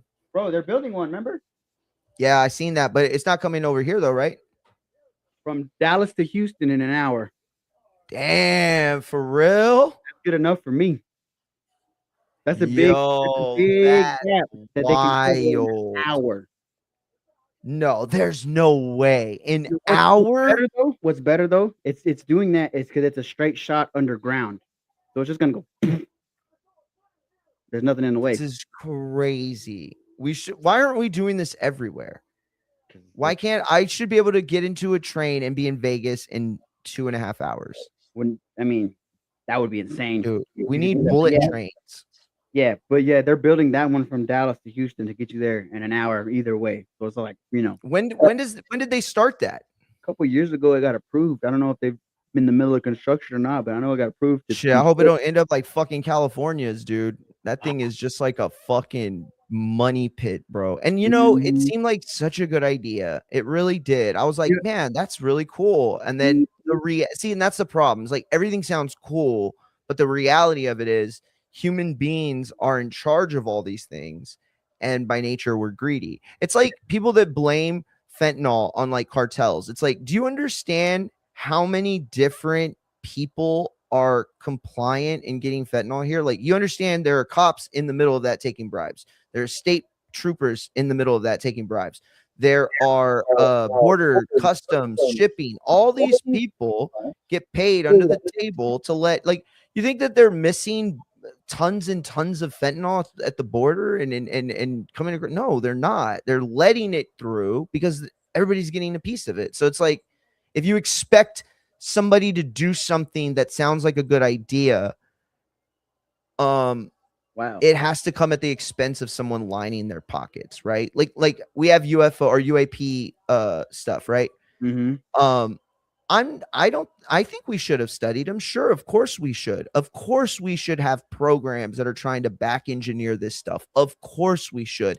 Should they be black budgets that trillions of dollars go into that, not even probably maybe half is going to the actual thing and the rest of it's lining pockets? No, we shouldn't fucking do that. Yeah. What if Oba versus Jay is the finals and the Bloodline and Brock indirectly work together to cost Oba the match? Cody versus Jay at SummerSlam. Yo, Cody versus Jay at SummerSlam sounds like the biggest limp dick match ever. I'd have zero interest. The only way I'd have it is if he. What? Does he work for the WWE, bro? Because that sounds like I know, right? He's here trying to pitch fucking Cody and Jay Alex. No, here's the only way I would have a Jay Cody match is if at Night at Champions, Jay Uso beats Roman Reigns for the title. How do you do it at SummerSlam with both champions? I don't know, but that's the only reason I would ever watch that. Absolutely. Damn, Io is over as shit. Yeah, she continues to be over, bro. People love her. Yeah, this crowd has been so hot, Matt. From last night to today, I mean, they were cheering the shit out of Rey Mysterio because they get starved of it, bro. How often do they get a chance to go to a WWE event? This is why I think it would make certain crowds better if they do. Like, I never had a problem with them taking WrestleMania on the road. Obviously, Saudi's gonna make it real, like, kind of wonky, and it's not gonna seem naturally that they're doing these things. But when you go to places like France, Italy, Germany, they take it to Mexico, even Canada, it just, there's vibes to it, and it makes the show better. Because if the crowd's not into it, how often are you gonna, like, I've had, even on both shows, and especially TNA, if the crowd ain't into what you're doing, I'm not either, and I'm just not gonna sit there and watch your boring wrestling show. Yeah, no, you're right. If I want to go watch like a genuine good wrestling match, I'll just go watch Real American Freestyle, bro. Just watch some mat wrestling if that's what I want to see. I want to be entertained at the same time. I want to feel what the crowd feels. No, you're absolutely right. There's a fine line to walk, right? Like, bro, even a no hitter in baseball can be fucking entertaining, bro. That's if you can't be like that, you're not doing it right. Nah, you're right. You're right, champ. You're absolutely right. Wait, so I thought this was supposed to, oh no. It is. I thought Ty Valkyrie was in this one. No. This is Roxanne Perez, Io Sky, Julia, and Legend.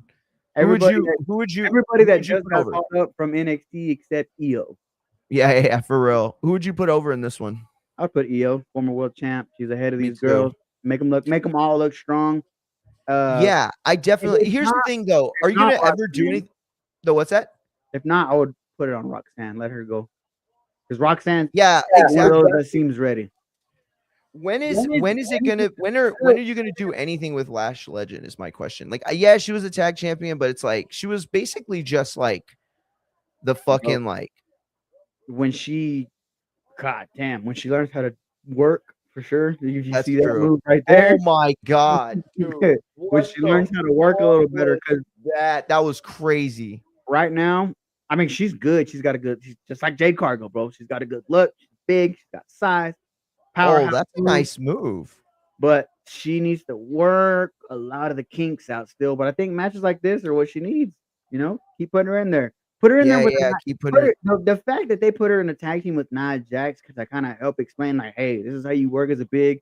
Nia Jax. Good call. Very good call. Perfect. You're so right. You're so right about that. Io Sky for the dub. Hell yeah, dude. Put it on the scoreboard, kids. That's one for me.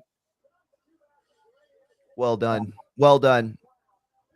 But yeah, Okay, so you need who to keep letting her work. It's mainly who that. Let Lash build as a big. okay, let me pull this up real quick. Who would you look forward to seeing Io Sky wrestle in this Okay. part of the bracket? So it'd be Bailey, Raquel, Jane, JC Jane, and James. Ooh. You know what, bro? I would not mind that EO Sky and Kiana James match right there. Because that's the girl that's with Julia, right? And Yeah. she's super underrated. After seeing her in person and seeing her a couple times in wrestle, I wouldn't mind that match. That would be a very, very good match. Yeah, I agree. That would be a very good match. Man, I kind of feel like that bottom half is the worst. Oh, wait a This one minute. right here. Look at the one directly across from it though. Look at the two they have paired in there.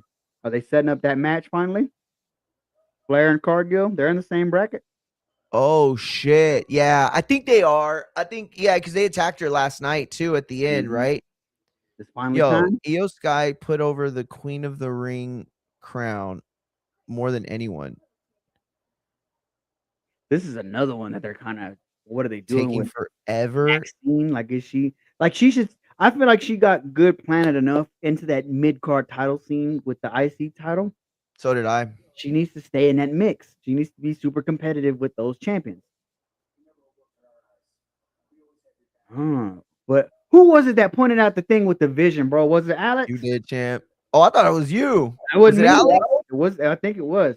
Alex, was that you? Yeah, somebody. I remember one of y'all said it And she was back in the then. I car. was like, "Fuck, y'all are And I- right. They're doing that, and they've been doing that." But it's like, And now she's acting super aggressive to Otis and them. yeah. It's like, get your fat palms off of me, Hasn't smelled like bro. By the shit. way, I want to ask you real quick your thoughts on this. Okay, I don't want to talk super long about it because obviously people are going to take it super political. But I don't even want to talk about the politics of it. I just want to talk about how fucking.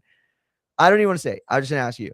So you know that there's a story out now, right? The Washington Post put out. They got internal memos from I think it was the Air Force. I don't remember. Oh no, it's from the Pentagon.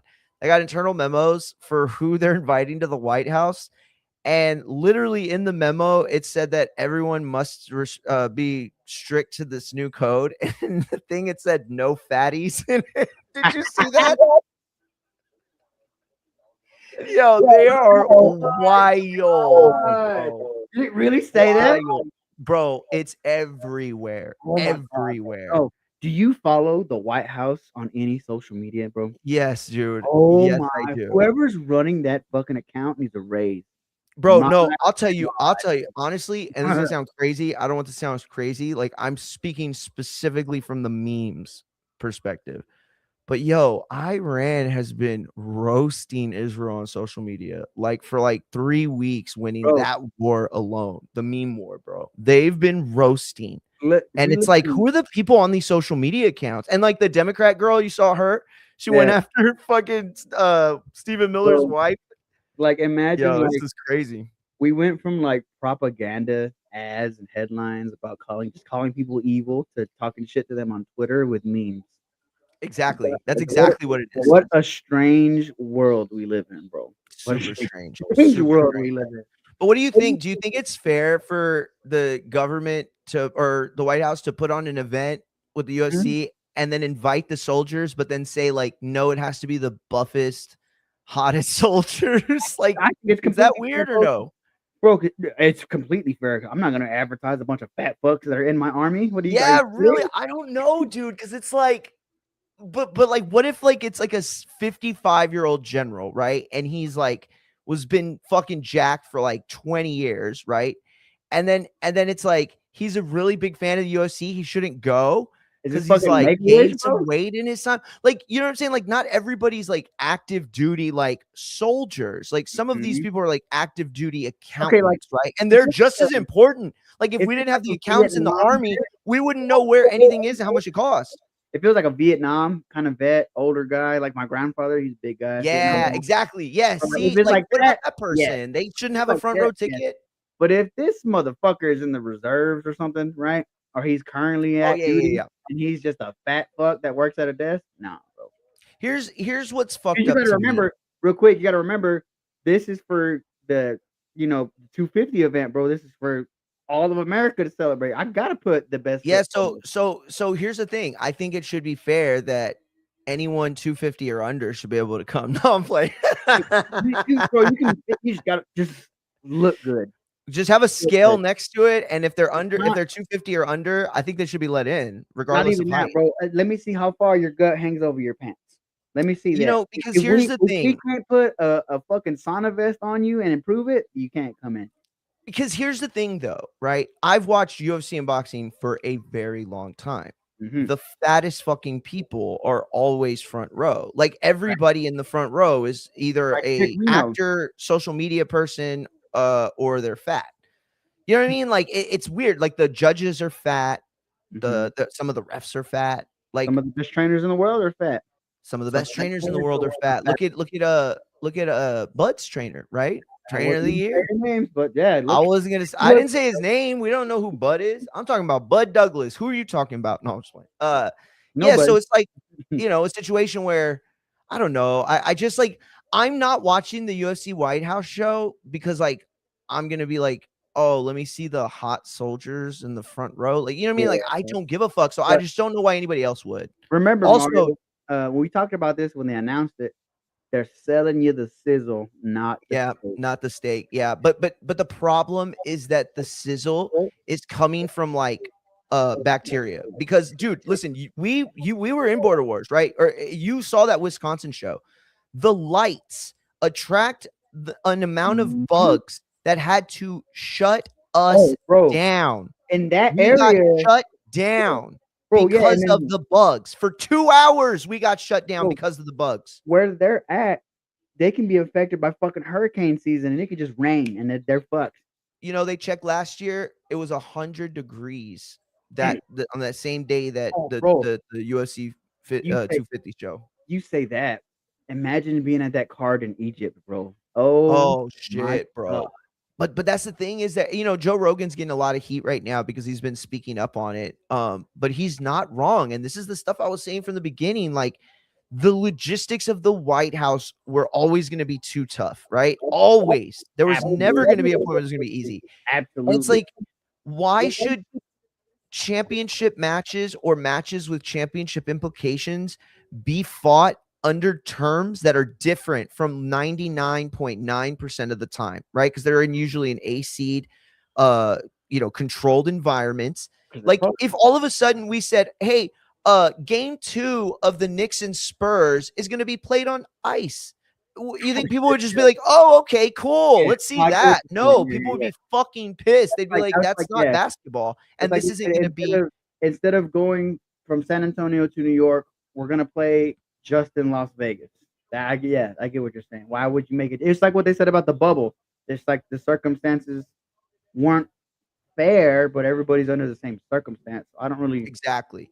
But See, and also, but like, bro, like, are you like? I understand what Joe Rogan is saying, but even Joe Rogan wouldn't fucking turn down the opportunity to do that, bro. oh no, Mario, he's already said he's going. You just said if we got the opportunity to fight in fucking Matchroom's garden, we would fucking do it just because it would be fucking cool to do. It would be one of the Yeah. best things to do. It's the same thing. Like, nobody said, like, I understand it's different because it's outside, but nobody said, like, how come, like, we have to deal with, like, we're such used to these crowds. How come we only can entertain the rich in the sphere? Nobody said that. Everybody questioned why it was a Noche UFC with no Mexicans on it, but nobody said why are we only fighting in front of 100 people. It's different. But Yeah. like I Oh, said, it is. I mean, it's just all listen. about the The problem is that optimism. it's not. The problem is it's not what it was supposed to be, right? Mhm. Like when we first heard about it, it was going to be nothing but championship matches, right? 50 to 100,000 people in an actual tear down arena They're thing, gonna just right? be I around. forget what they're called. That there were going to be a raffle for people to come. You know what I mean? And none of that is true. None of that is true. Bro. And again, it's like everything that wasn't true ended up being something that makes the event questionable, right? Like, so again, are the fighters going to be safe fighting on a mat that gets Hey, very slippery. Look at the screen in the background of the Judgment Day segment. They have Oh shit! They got It's Oba Dom versus versus Oba. Dom. Yo, See, we gotta pay attention to these things, man. But why is Liz in here, bro? If it's a number one contenders tournament, essentially, why? You know what else though, bro? And I understand what you were saying about like it's not what they said it was going to be, but everybody had to understand, bro. Like you said, the logistics of just running the White House oh, would I make a lot of this understood shit. hard. Nobody else did Not only understand. not only do you have to account for the environment, if the weather's gonna be good, if there's gonna be fucking bugs, if you can logistically set up lights in the octagon, you have to security check every single fucking person that's gonna be inside that fence. Especially after what just happened Yes, bro. You have to at do the all kinds of correspondence protocols. center. You have to do all types of White House protocols on top of city protocols to even run the damn event outside, bro. So it's no different than what they did with Times Square. I think it's just a big No, no way. It's way different than what they did with Times it's a bigger Square. fuss because it's the White House, bro. But that's because it is the White House. So it's like What's the like big you can deal? fuck up Times They've had Square, but entertainment at you the could White House fuck up before. you could fuck up Times Square, concrete, buildings, streets, leave it trash. Nobody's even gonna fucking notice, right? Literally nobody. There's rats everywhere. The White House is different. Like you go and look at them pictures from last year to now and see everything just torn up because obviously they're doing the pool and a bunch of other renovations. Yeah. Like it just looks crazy. And again, it's not even that because again, I understood all that. It was more like what is all this worth what it's going to put the fighters through? Is it worth a potential embarrassing event? Right? Do you remember? I think it was UFC 200 where they used that yellow mat and everybody kept slipping. It was like super slippery. Everybody kept slipping. Like that's my fear, right? I had said from the beginning I didn't want it to happen only because I remember how strict the government was with MMA and how against it they were, specifically Republicans, by the way. Half of those guys are dead now. Yeah, no, for sure. But and by the way, most of those people were doing it because they were, controlled by a lobby that pretty much got paid by doing boxing events. You know what I mean? Lawyers, managers, and a lot of other people. So, that was all bullshit either way. But like it was always human cockfighting. It was always all this other crazy shit, right? And at the end of the day, it wasn't. It's not that. You know what I mean? And I'm just so afraid that CNN, MSNBC, Vice, all these other networks that are going to be there, they're going to be covering, are going to see an Anderson Silva fucking broken leg, or they're going to see a fucking dude get knocked out or something crazy that doesn't often happen because the setting is not controllable. You know what I mean? That's my biggest fear. Also, by the way, Joe Rogan said it a while back. It's kind of dangerous having everybody in one place at this point, I think. Hell yeah. Right? Like, and they're all there. It's like, fuck, dude, like, what are we doing now? But bro, so like it's gonna happen. So I'm gonna watch. I think it will pay off because there's not gonna be a bigger platform for that roster of people than this event right here. That's for sure. You could make Agreed. you could make yourself visible to the entire world because the entire world's gonna watch this, and not just fight fans. People in political worlds, like you said, are gonna watch. Exactly. There's one side of it that wants this event to completely fail so they can shit on Trump, not seeing the idea of this is just a cool ass thing to do. Which, granted, Trump probably did this because it is on his birthday. I think I guarantee you, a lot of people are saying Trump regrets it bad. They're like, it's a headache. It's an everyday headache. It's not that he regrets doing in a UFC event. What they're saying is he regrets doing it right now. Like he's dealing with Iran shit. Yeah, Ukraine money's coming up again in 2-3 months. So like all these things are coming to a crash. It's like the last thing you need is a bunch of construction people and like event organizers coming up to you being like, sir, is it okay if we do? You know what I mean? Like that's so it's like not that he regrets the UFC, it's he regrets doing this event right now, specifically at this moment in time. Yeah, the timing of it is what's problematic. But yeah, bro, I think if you're a fighter, bro, and you get the opportunity to do this, even if it's just a prelim, bro, people are gonna watch this card from top to bottom just to see. Absolutely. So yeah, this is this is gonna be the biggest stage of 2026 for sure, unless something I unforeseen happens that no, they. no, I agree. I agree. This is gonna be the biggest stage. My thing is, Live Golf got their biggest stage 2 years ago. Shit the bed, right? Well, Oh, they didn't remember the know how Super to. Bowl? Remember the You gotta Super think Bowl? though, they didn't know how to advertise though, bro. That was the big problem True. with Live. Nobody knew that it was on the CW or it So, was on. so It was on like that's what the very true. CW, Very true. TV. It was on So let me TBS. use this example instead. Let me use this example instead, right?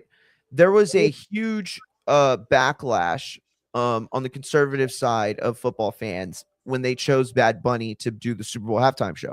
Yes. So they said, okay, we're going to do our own Turning Point said we're going to do our own Super Bowl halftime show and we're going to use Kid Rock.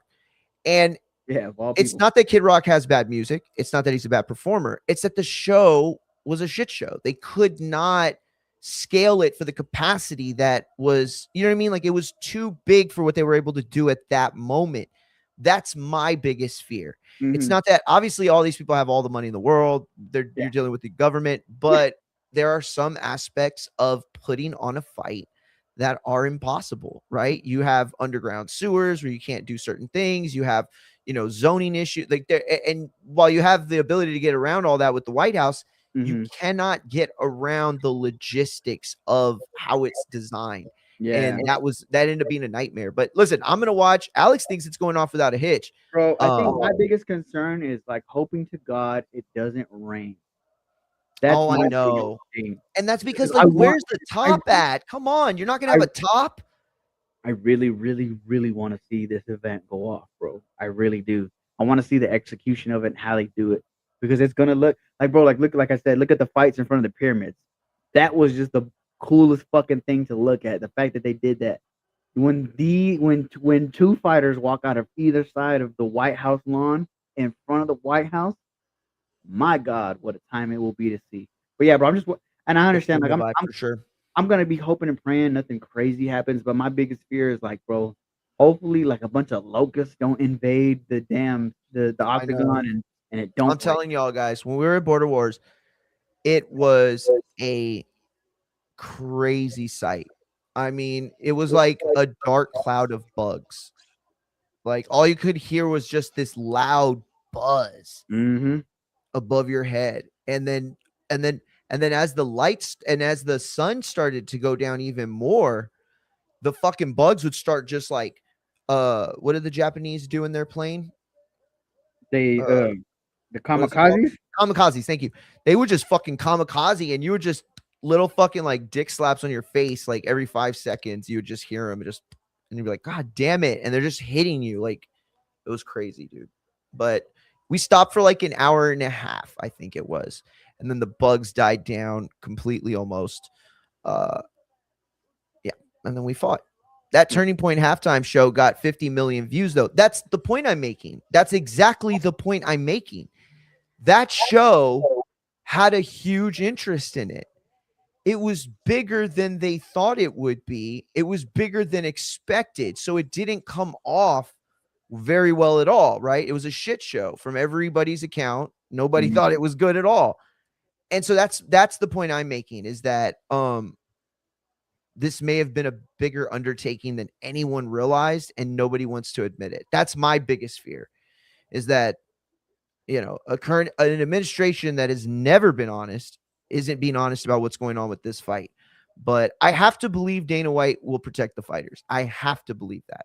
As much as I don't think Dana's the best guy in the world, I do believe that he is always protectful of his fighters when it comes to the event, mostly because it's a bigger Oh yeah. Like physically on protecting him, it them, reflects yeah. exactly. Yes, he protects them in that bubble. Once they're outside of it, yeah, that's every man for themselves. Yeah, you're on your own. Oh shit, dude, this match is getting over. Yeah, bro. This is a good match, bro. It is a very good match. Hold on, I'll be right back. No problem. Yo, why is Breaker so white? Right? Am I tripping? Am I the only one he is like missed a lot of tanning, but you know what? I think he looks better. I think he looks better than being orange. He doesn't, or reddish orange. He doesn't tan super well. So then he goes heavy on the brown. What's it called? That stuff. It's like the self-tanner stuff. So then he has like the natural reddish tan on the other one, and it's like a brownish orange maroon is what he ends up looking like. It used to look actually cool in NXT when he had the yellow.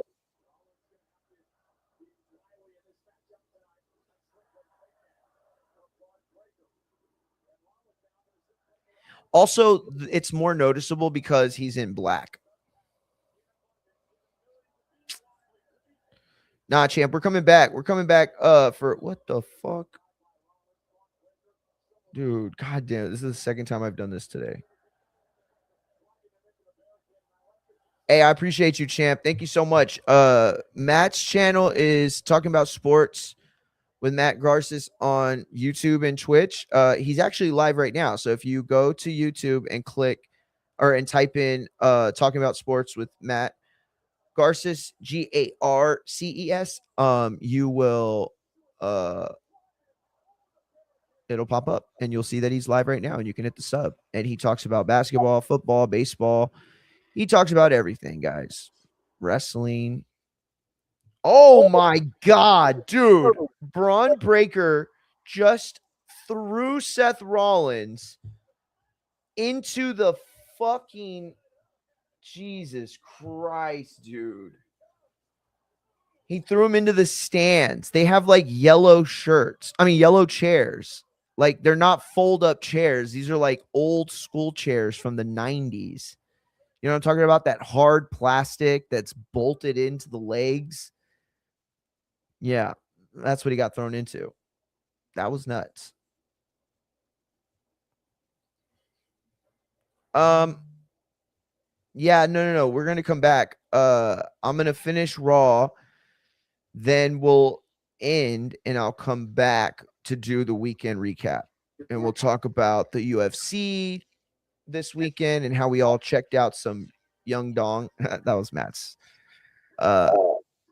That was Matt's joke. And yeah, we're gonna talk about the AAA show. Actually, you know what? We'll stay live for this one for the AAA show because they're gonna show it on Netflix right after Raw ends.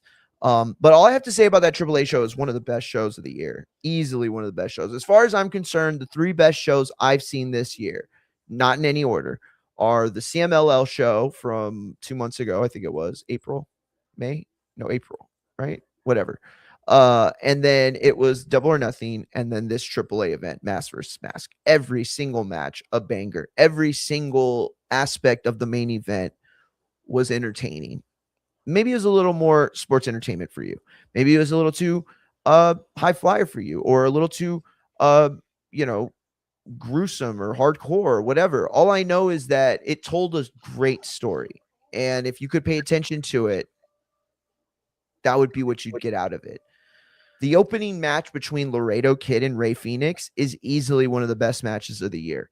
So even though I'm very excited to watch this main event, I encourage y'all to go watch on YouTube the full AAA show. If not, at least the first and last match. Vikingo and El Hijo de Dr. Wagner Jr. is very good. The tag match is very fun. I forgot how good the War Raiders are. The War Raiders are so good. I don't understand this company sometimes. I really, really don't. You know, like I don't want to put anybody in a bubble, right? Because we all enjoy wrestling together. All I'm saying is if WWE has a fan base that would appreciate one act that it's not pushing right now, I think War Raiders are that act. I would say it's the Street Profits, but I also think they ruined them too. What the fuck is this?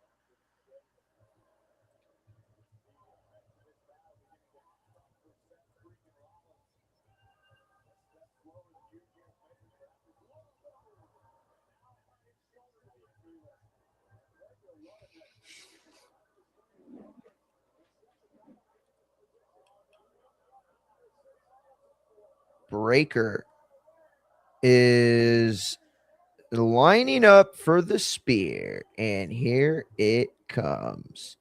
Oh, he's going all the way around. No, not the spear. A flying elbow. Weird.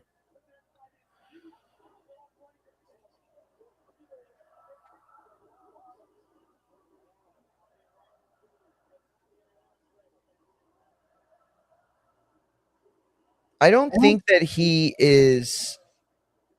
This isn't supposed to be a. This is just a singles match. Mm-hmm. I think you should have counted him out by now. This is just a match to have a match. All right. Well, it definitely was 30 seconds they were out there, but whatever. He broke the count. I'll give it to him. Do you think Breaker looks weird untanned? Yeah. I think it's only because he's wearing the black. I think if he wasn't wearing the black, we wouldn't think it looks him look weird. less But tone too. bad. Yes. And he's jacked. Like, that's the thing. He's fucking jacked. That big dude. Dude, I'm sorry. If I own this company, I would be pissed every time they did that to the fucking monitors. I'd be like, you know how much an iPad costs? It's coming out of your check, Breaker.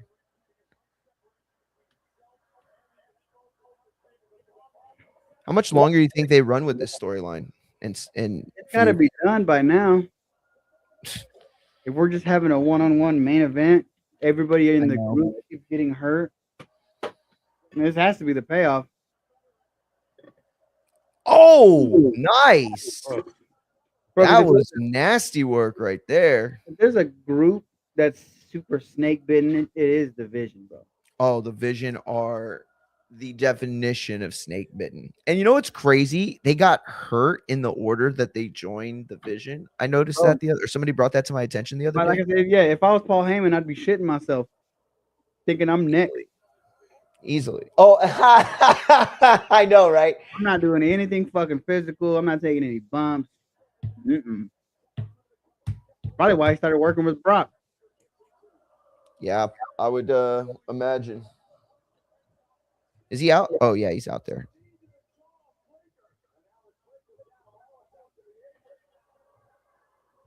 Do you think that match becomes something at some point? With Brock and Braun, or do you think this is it?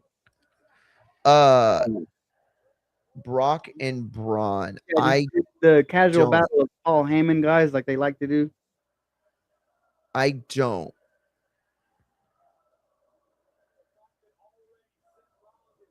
I just feel like both these guys are still paused.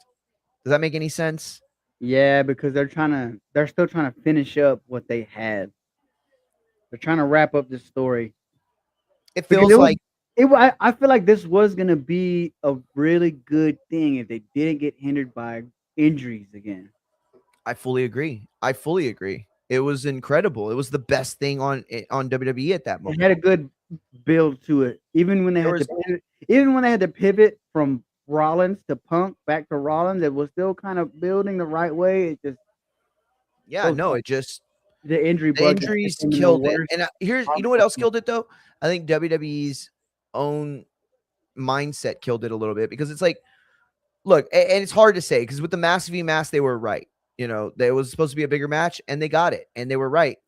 They thought this was supposed to be way bigger, and that's why they didn't have it on WrestleMania. And nice, yo, he's got to stop doing that. I understand everybody's under the same umbrella, but it seems like WWE is leaving AAA and TNA alone. Like they're not affecting their booking whatsoever. No, that's true. They're using stars. AAA's using a bunch of stars, but not to use the word click, but it's a lot of people that are affiliated with, Shawn Michaels and The Undertaker going to AAA. But still, it's like, to me, TNA and AAA are still the same. AAA just happened to get a hot angle and it shot to the fucking moon. I think I could make the argument AAA has benefited more, though, than TNA from the relationship. I agree with your premise for sure. I think that's the case. They're booking wise, they're left alone. They're not telling them an outline of what to do or who to put belts on. Absolutely. Oh, hold on, I'm gonna grab a water real quick. I feel like that much for sure can be said about the two people that they put under the umbrella for sure, because it doesn't match anything that they're doing here on the main roster show, and I feel like a lot of people can see that, man. Another good day here, though, guys. I hope y'all enjoyed that real good conversation we had breaking down Darby Allin's title run. Oh, and Monday Night Raw has been. What are y'all thoughts on Monday Night Raw so far, man? Y'all like it? Decent show, watchable. To me, it's okay.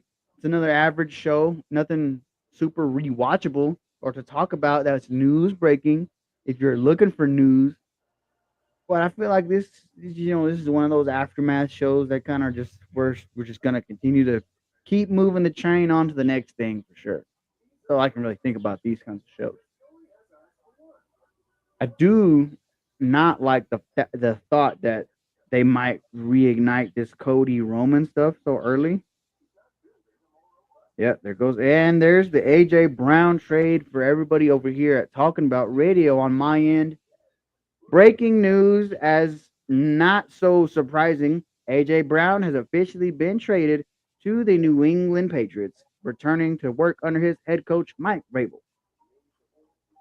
Looks like the compensation is a 2028 first round draft pick, a 2027 fifth round. Go back to Philly to bring Brown as he reunites with Mike Vrabel. Expected. People who watch over here on Talking About Radio, that was super expected. It's been executed now. Mario, I was talking about, they're getting the crowd's opinion on the show tonight. Do they like Raw? Is it okay? What would you give it as a grade? I hope they enjoyed our conversation. And then just, for my side of the crowd, AJ Brown officially traded to the New England Patriots. Yeah, oh shit, AJ Brown as well. Yeah. I mean, that was expected for sure. Yeah, for sure. Like they lost a Myles Garrett thing, which by the way, guys, as it is titled on my end of the show, this is going to be Talking About Radio's double feature today as we covered wrestling we've been on for a good hour and a half, 2 hours, rocking out. 2 hours. We broke down the Darby Allin title run. We gave every side of it. I'm going to give it up to you guys as I always do on TikTok, which you know what's crazy, Mario? I feel bad for not promoting more on TikTok now. They gave me the email that says I can be monetized, which I'm like, damn. Nice. Hell yeah, Chip. Hell yeah. But it's like, fuck, I should have kept posting to TikTok, bro. Why did I stop? And all you got to do is start back up. Yeah. But it's like, I feel like I lost the momentum that was being built up in the TikToks and the Reels because that was what was churning it. But as I said, everybody, this is Talking About Radio's double feature, doing the wrestling show. We broke all that stuff down. We're watching Monday Night Raw, and tonight we will discuss the Western Conference Finals being won by the San Antonio Spurs, the Knicks and Spurs rematch of the 1999 Finals, Mario. If you didn't know, that was the last time the Knicks were there, and they faced young Tim Duncan and the San Antonio Spurs. They will rematch now in 2026 with Game 1 taking place in San Antonio. Followed by that, we'll talk about the Texas Longhorns head coach Steve Sarkisian's comments about a certain team in Texas who, if he is quoted as saying, if he sent out his 2s and 3s, they would still go undefeated. And Texas Tech responded. We'll talk about that. Also, the breaking news, massive news that happened earlier today. Myles Garrett traded to the Los Angeles Rams, who once again said, F them picks. You can have them. Give me this guy right here, and I'll figure it out later. All that and more tonight. Talking About Radio, YouTube. And everybody, make sure you subscribe over here at Infighting FX. Make sure we're posting the streams similar like yesterday. Shout out to everybody over on X that reposted Mario's stream. Let's keep building, man. Another good Falcon Arrow. Braun and Seth are having a really good match, bro. Yeah, they're starting to really learn each other well. They got good chemistry. And that was another thing I forgot to mention about Darby and MJF earlier. They got really good chemistry in the ring. They do. Which is weird, like for like their size different and style different, bro. You would figure they might not, but man. But they're having a really good match right here tonight. Paul Heyman not really been involved, right? Even as like a background character, bro. His emotion, you could see it on the screen. You know what I mean? His facials, his words. He's not even really talking right now. It's crazy for me to think though, because like neither of these guys or both of these guys could be facing Roman right now, or like they could book him to face Roman right now. And I feel like it's way fresher than anything else. Even if it's Seth Rollins, it still feels somewhat fresher. Like, I don't know. I just, it feels like they think that this is big enough without the title, and I don't agree. Mm, What do you think? You think it is? I think it is, bro. These are just. I The said only this. the problem is I said this it out loud the lost. other day. Uh-huh. If two guys can really work like these two guys, bro, I think it'll forever be a match that could be bigger than the belt. There's just matches that are bigger than the belt, bro, because it's two guys that really know what they're doing. Like, would you like? I'm pretty sure you could poll a group of fans, right? 10 years ago, would they rather see another Brock Lesnar or Roman Reigns title defense, or would they rather watch Daniel Bryan and Dolph Ziggler have a match, bro? I think they would rather see the latter of the two. Oh, and what a I cat think you're right. through the table. Oh, Goes Braun nice. Breaker. Holy shit, dude. Oh my god! That Like you was could tell it was fucking coming, but it was amazing. still just. Yo, Seth hurt his knee for Seth. So he's too good at this, dude. He's too good at this. I'm sorry. Second pedigree. He's too good of a A wrestler to pedigree be to the taking the table. injuries A now. pedigree in the ring. And he He's too kicks good a out at wrestler. I believe everything. Oh, and he hits him with the pedigree. You're like 5 seconds ahead of me, but that's okay. which is One, crazy because two. I started it up after you. You know what it is? For some reason on my iPhone, it runs slower. It's like 10 seconds, 5 seconds behind. But on Which- my iTV, Yeah. it's I'm exactly where you are. Ain't it weird, right? On TV, because it's usually the other way around. The person on I the know. phone would It's be so ahead, weird, right? and then the people on TV would be behind. That's Exactly. weird. So weird. I think it's just Netflix trying to get me to pay to upgrade it to the 6 or 8 people. Yeah, which not. Dude, they sent me an email after we downgraded a few months ago, and they were like, "Are you sure you don't want to upgrade back to have more people?" Yes, let me pay more so other people can enjoy it. Like, Fuck them. eat a I'm dick. not paying for everybody. Like when they did that, I was like, you know what? That's a great idea. Get your own Netflix, bro. It's $6. Just go get it. I'll be honest. And I say get the basic one because you're gonna get ads anyway. If you watch the live event, you're gonna get ads anyway, dude. Exactly. That's why Matt's smart, bro. Matt, you could have been like a lawyer or like a vet or something. I can be like a counselor at best, bro. That's nah, champ. You degrading. You're downgrading yourself. I'm telling you right now. You have a way of rationalizing. See, none of us will ever be as smart as like the actual smart people in this world that like cure cancer and stuff. But we could be rational. Montez Ford is not needed in this. Interference in general is not needed for this, bro. This was a great match. This was such a good match. Such a good match. Like and it's not marred by this, but it's certainly hindered by this. Like they're still into it, but it's like to me, it's like nice. You didn't need it. You didn't need it. What? He kicked out again. Yeah, he kicked out. Crazy. They're still into it, but oh my god, not needed. Like you would like after all the spots you just had, did you really need these 2 spots with interference? Like, come on, bro. Let's just keep them together. They're having a great match. And especially if it's not going to be the finish, bro. Oh, and oh my god. No, he wasn't, Michael Cole. You don't fucking know anything about fighting. God damn, he tried to roll out of the way. Michael Cole, eat a dick. Eat a dick. You ruined that spot. He tried to roll. He caught him fucking clean off the side. You ever played Call of Duty and hit a dude on the fucking square? He goes like this, like that. Fucking idiot. He tried to roll the punch. Wrong sport, up putting the foot on the rope. I know, right? Time in third time in 2 days. Italy. What the fuck y'all got with feet, bro? Why can't we like we didn't watch the tape? Are we not watching fucking tape? Bro, okay, I need somebody. I'm gonna give a 5-minute countdown, and then I'm gonna bring up a topic because Raw will be over at that point. And I'm gonna tell y'all, if you got kids, you need to let me know right now. Hey Mario. And then you didn't have to jump off because I'm gonna bring up a Bonnie Blue topic. So Oh, I gotta Oh. ask you about it, Matt. What is? Oh my God! Wait, what? What happened? What the fuck? Oh my God! No, Paul! Did I not just say don't take You any called it, bumps? Matt! Matt, you called it! No, I said don't take any bumps. Why is he I taking? know, but you said it was coming. You fucking put it in the atmosphere. You're fucking pissed. Wow, Oh my that's an God. alien. We knew it. Holy shit. Bro, at least he didn't like go full speed. Yo, poor Paul. Oh my God. In the last 3 years, this man has been double power bombed Look, into now a Paul table. Heyman's Oh dead. shit. Oh, he pulled a don't Brett. lay He pulled a there. Brett. Don't lay there.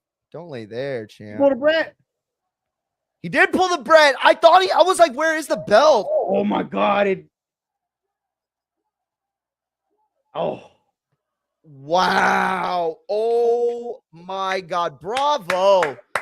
Bravo. it Very didn't entertaining main event. It I didn't don't know who need- the producer was, It but didn't need the bravo extra to two you. guys for sure. Montez and Theory didn't need to pop up in this match. Had you just kept it at Paul Heyman and his shenanigans, But it and didn't everything ruin else, it though. It didn't ruin it because it it technically didn't ruin wasn't it. No, but it didn't need it.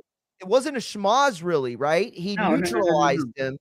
And actually, if you think about it, what Montez Ford did was keep the match still clean because Mhm. nobody touched anybody. Pause. I mean, this wasn't a Diddy party. Oh, he got him.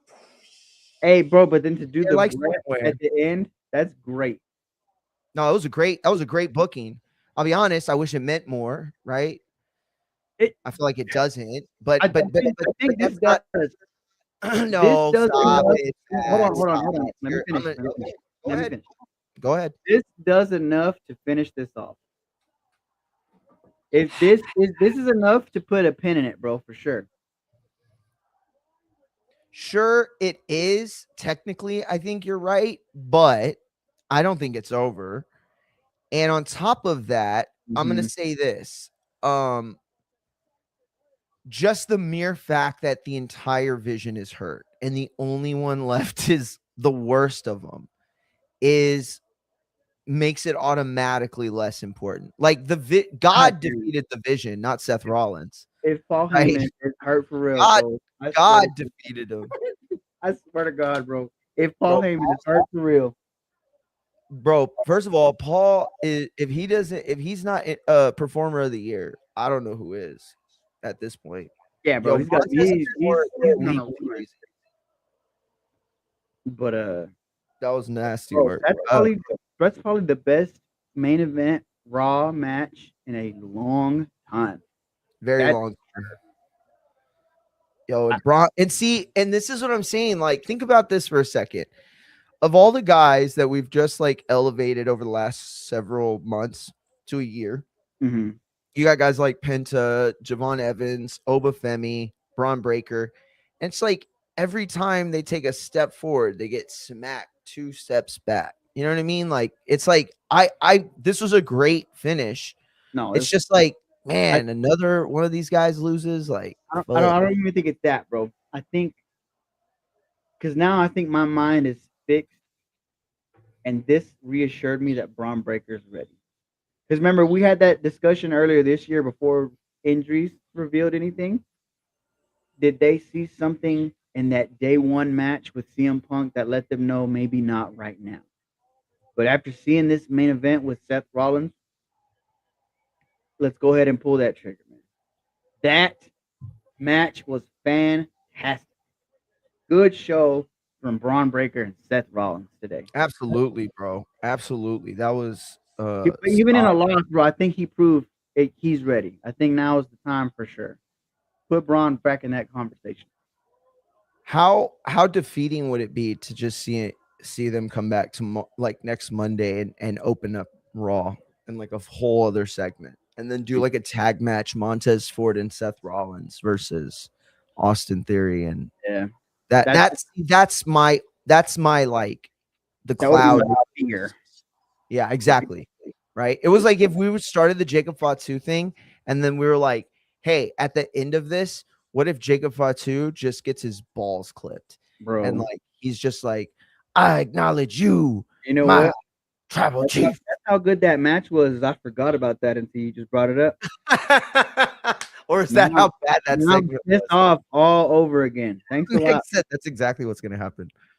Now I'm pissed off all over again about that segment, bro. Because my lord, why did Yeah, they do that? Here's the thing. Why did they just do that? You know what I mean? Like you could why did they do it? acknowledge, but like, and then Jey Uso. Oh my God.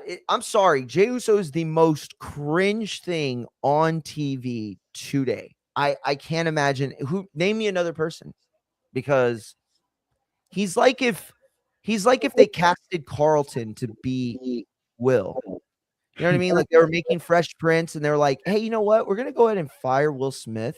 We're going to make the Carlton character the Fresh Prince. And it's like, nope, that don't work, champ. That don't work at all. I told you we pushed the wrong Uso. And that's another thing. Wasn't it Jimmy who came out with LA Knight and did the whole I can face Roman thing? Like, Yeah, he was the one that started. He just never like. And now he's not even in the tournament. Like the crowd again, just never. don't. Well, he's about to have a baby, right? So that's a decent enough reason. But like, the crowd never took to Jimmy for some weird reason, bro. Because I like Jimmy too, but like as a whole, the crowd never brought into what he was doing. Yeah, that's very true. Hey, what time are you coming back? Tonight, I'm not gonna give a hard time. It's either gonna be. Oh, y'all got a game, right? Yeah, it's either gonna be in here in a couple hours. If not, we're gonna have a late night talk where if you feel free to come on back, bro, we can do our conversations tonight. Because it is gonna be open forum after we discuss. Because obviously, I'm gonna rile up all the Texas Tech fans tonight. So I will post. If you keep your notifications on and your subscriptions, you'll know exactly when we'll go live tonight. Champ. Over there talking about radio. I'll come back with you. I'll come back with you, champ. If you want me for like the segment or whatever, I'm good. Or the show, it don't matter. I'm gonna come back. We got I'm gonna come back for you. We still gotta cover Shock and Ford, bro. We didn't get a chance to talk about that. Yeah, that's what I'm saying. I'm just gonna finish my recap and come right back. I just want to change the link. I want to change the title of the show and stuff. Oh yeah. So I'm gonna end this one and come back in like 15:30. So if you want to hop back on, you're more than welcome to. But if not, I'll see you tonight. For sure, bro. But no doubt. But yeah, like I said, talk about radio, guys. Tune in. Champ. I appreciate everybody. Infight and FX. We'll be back in 30. Peace.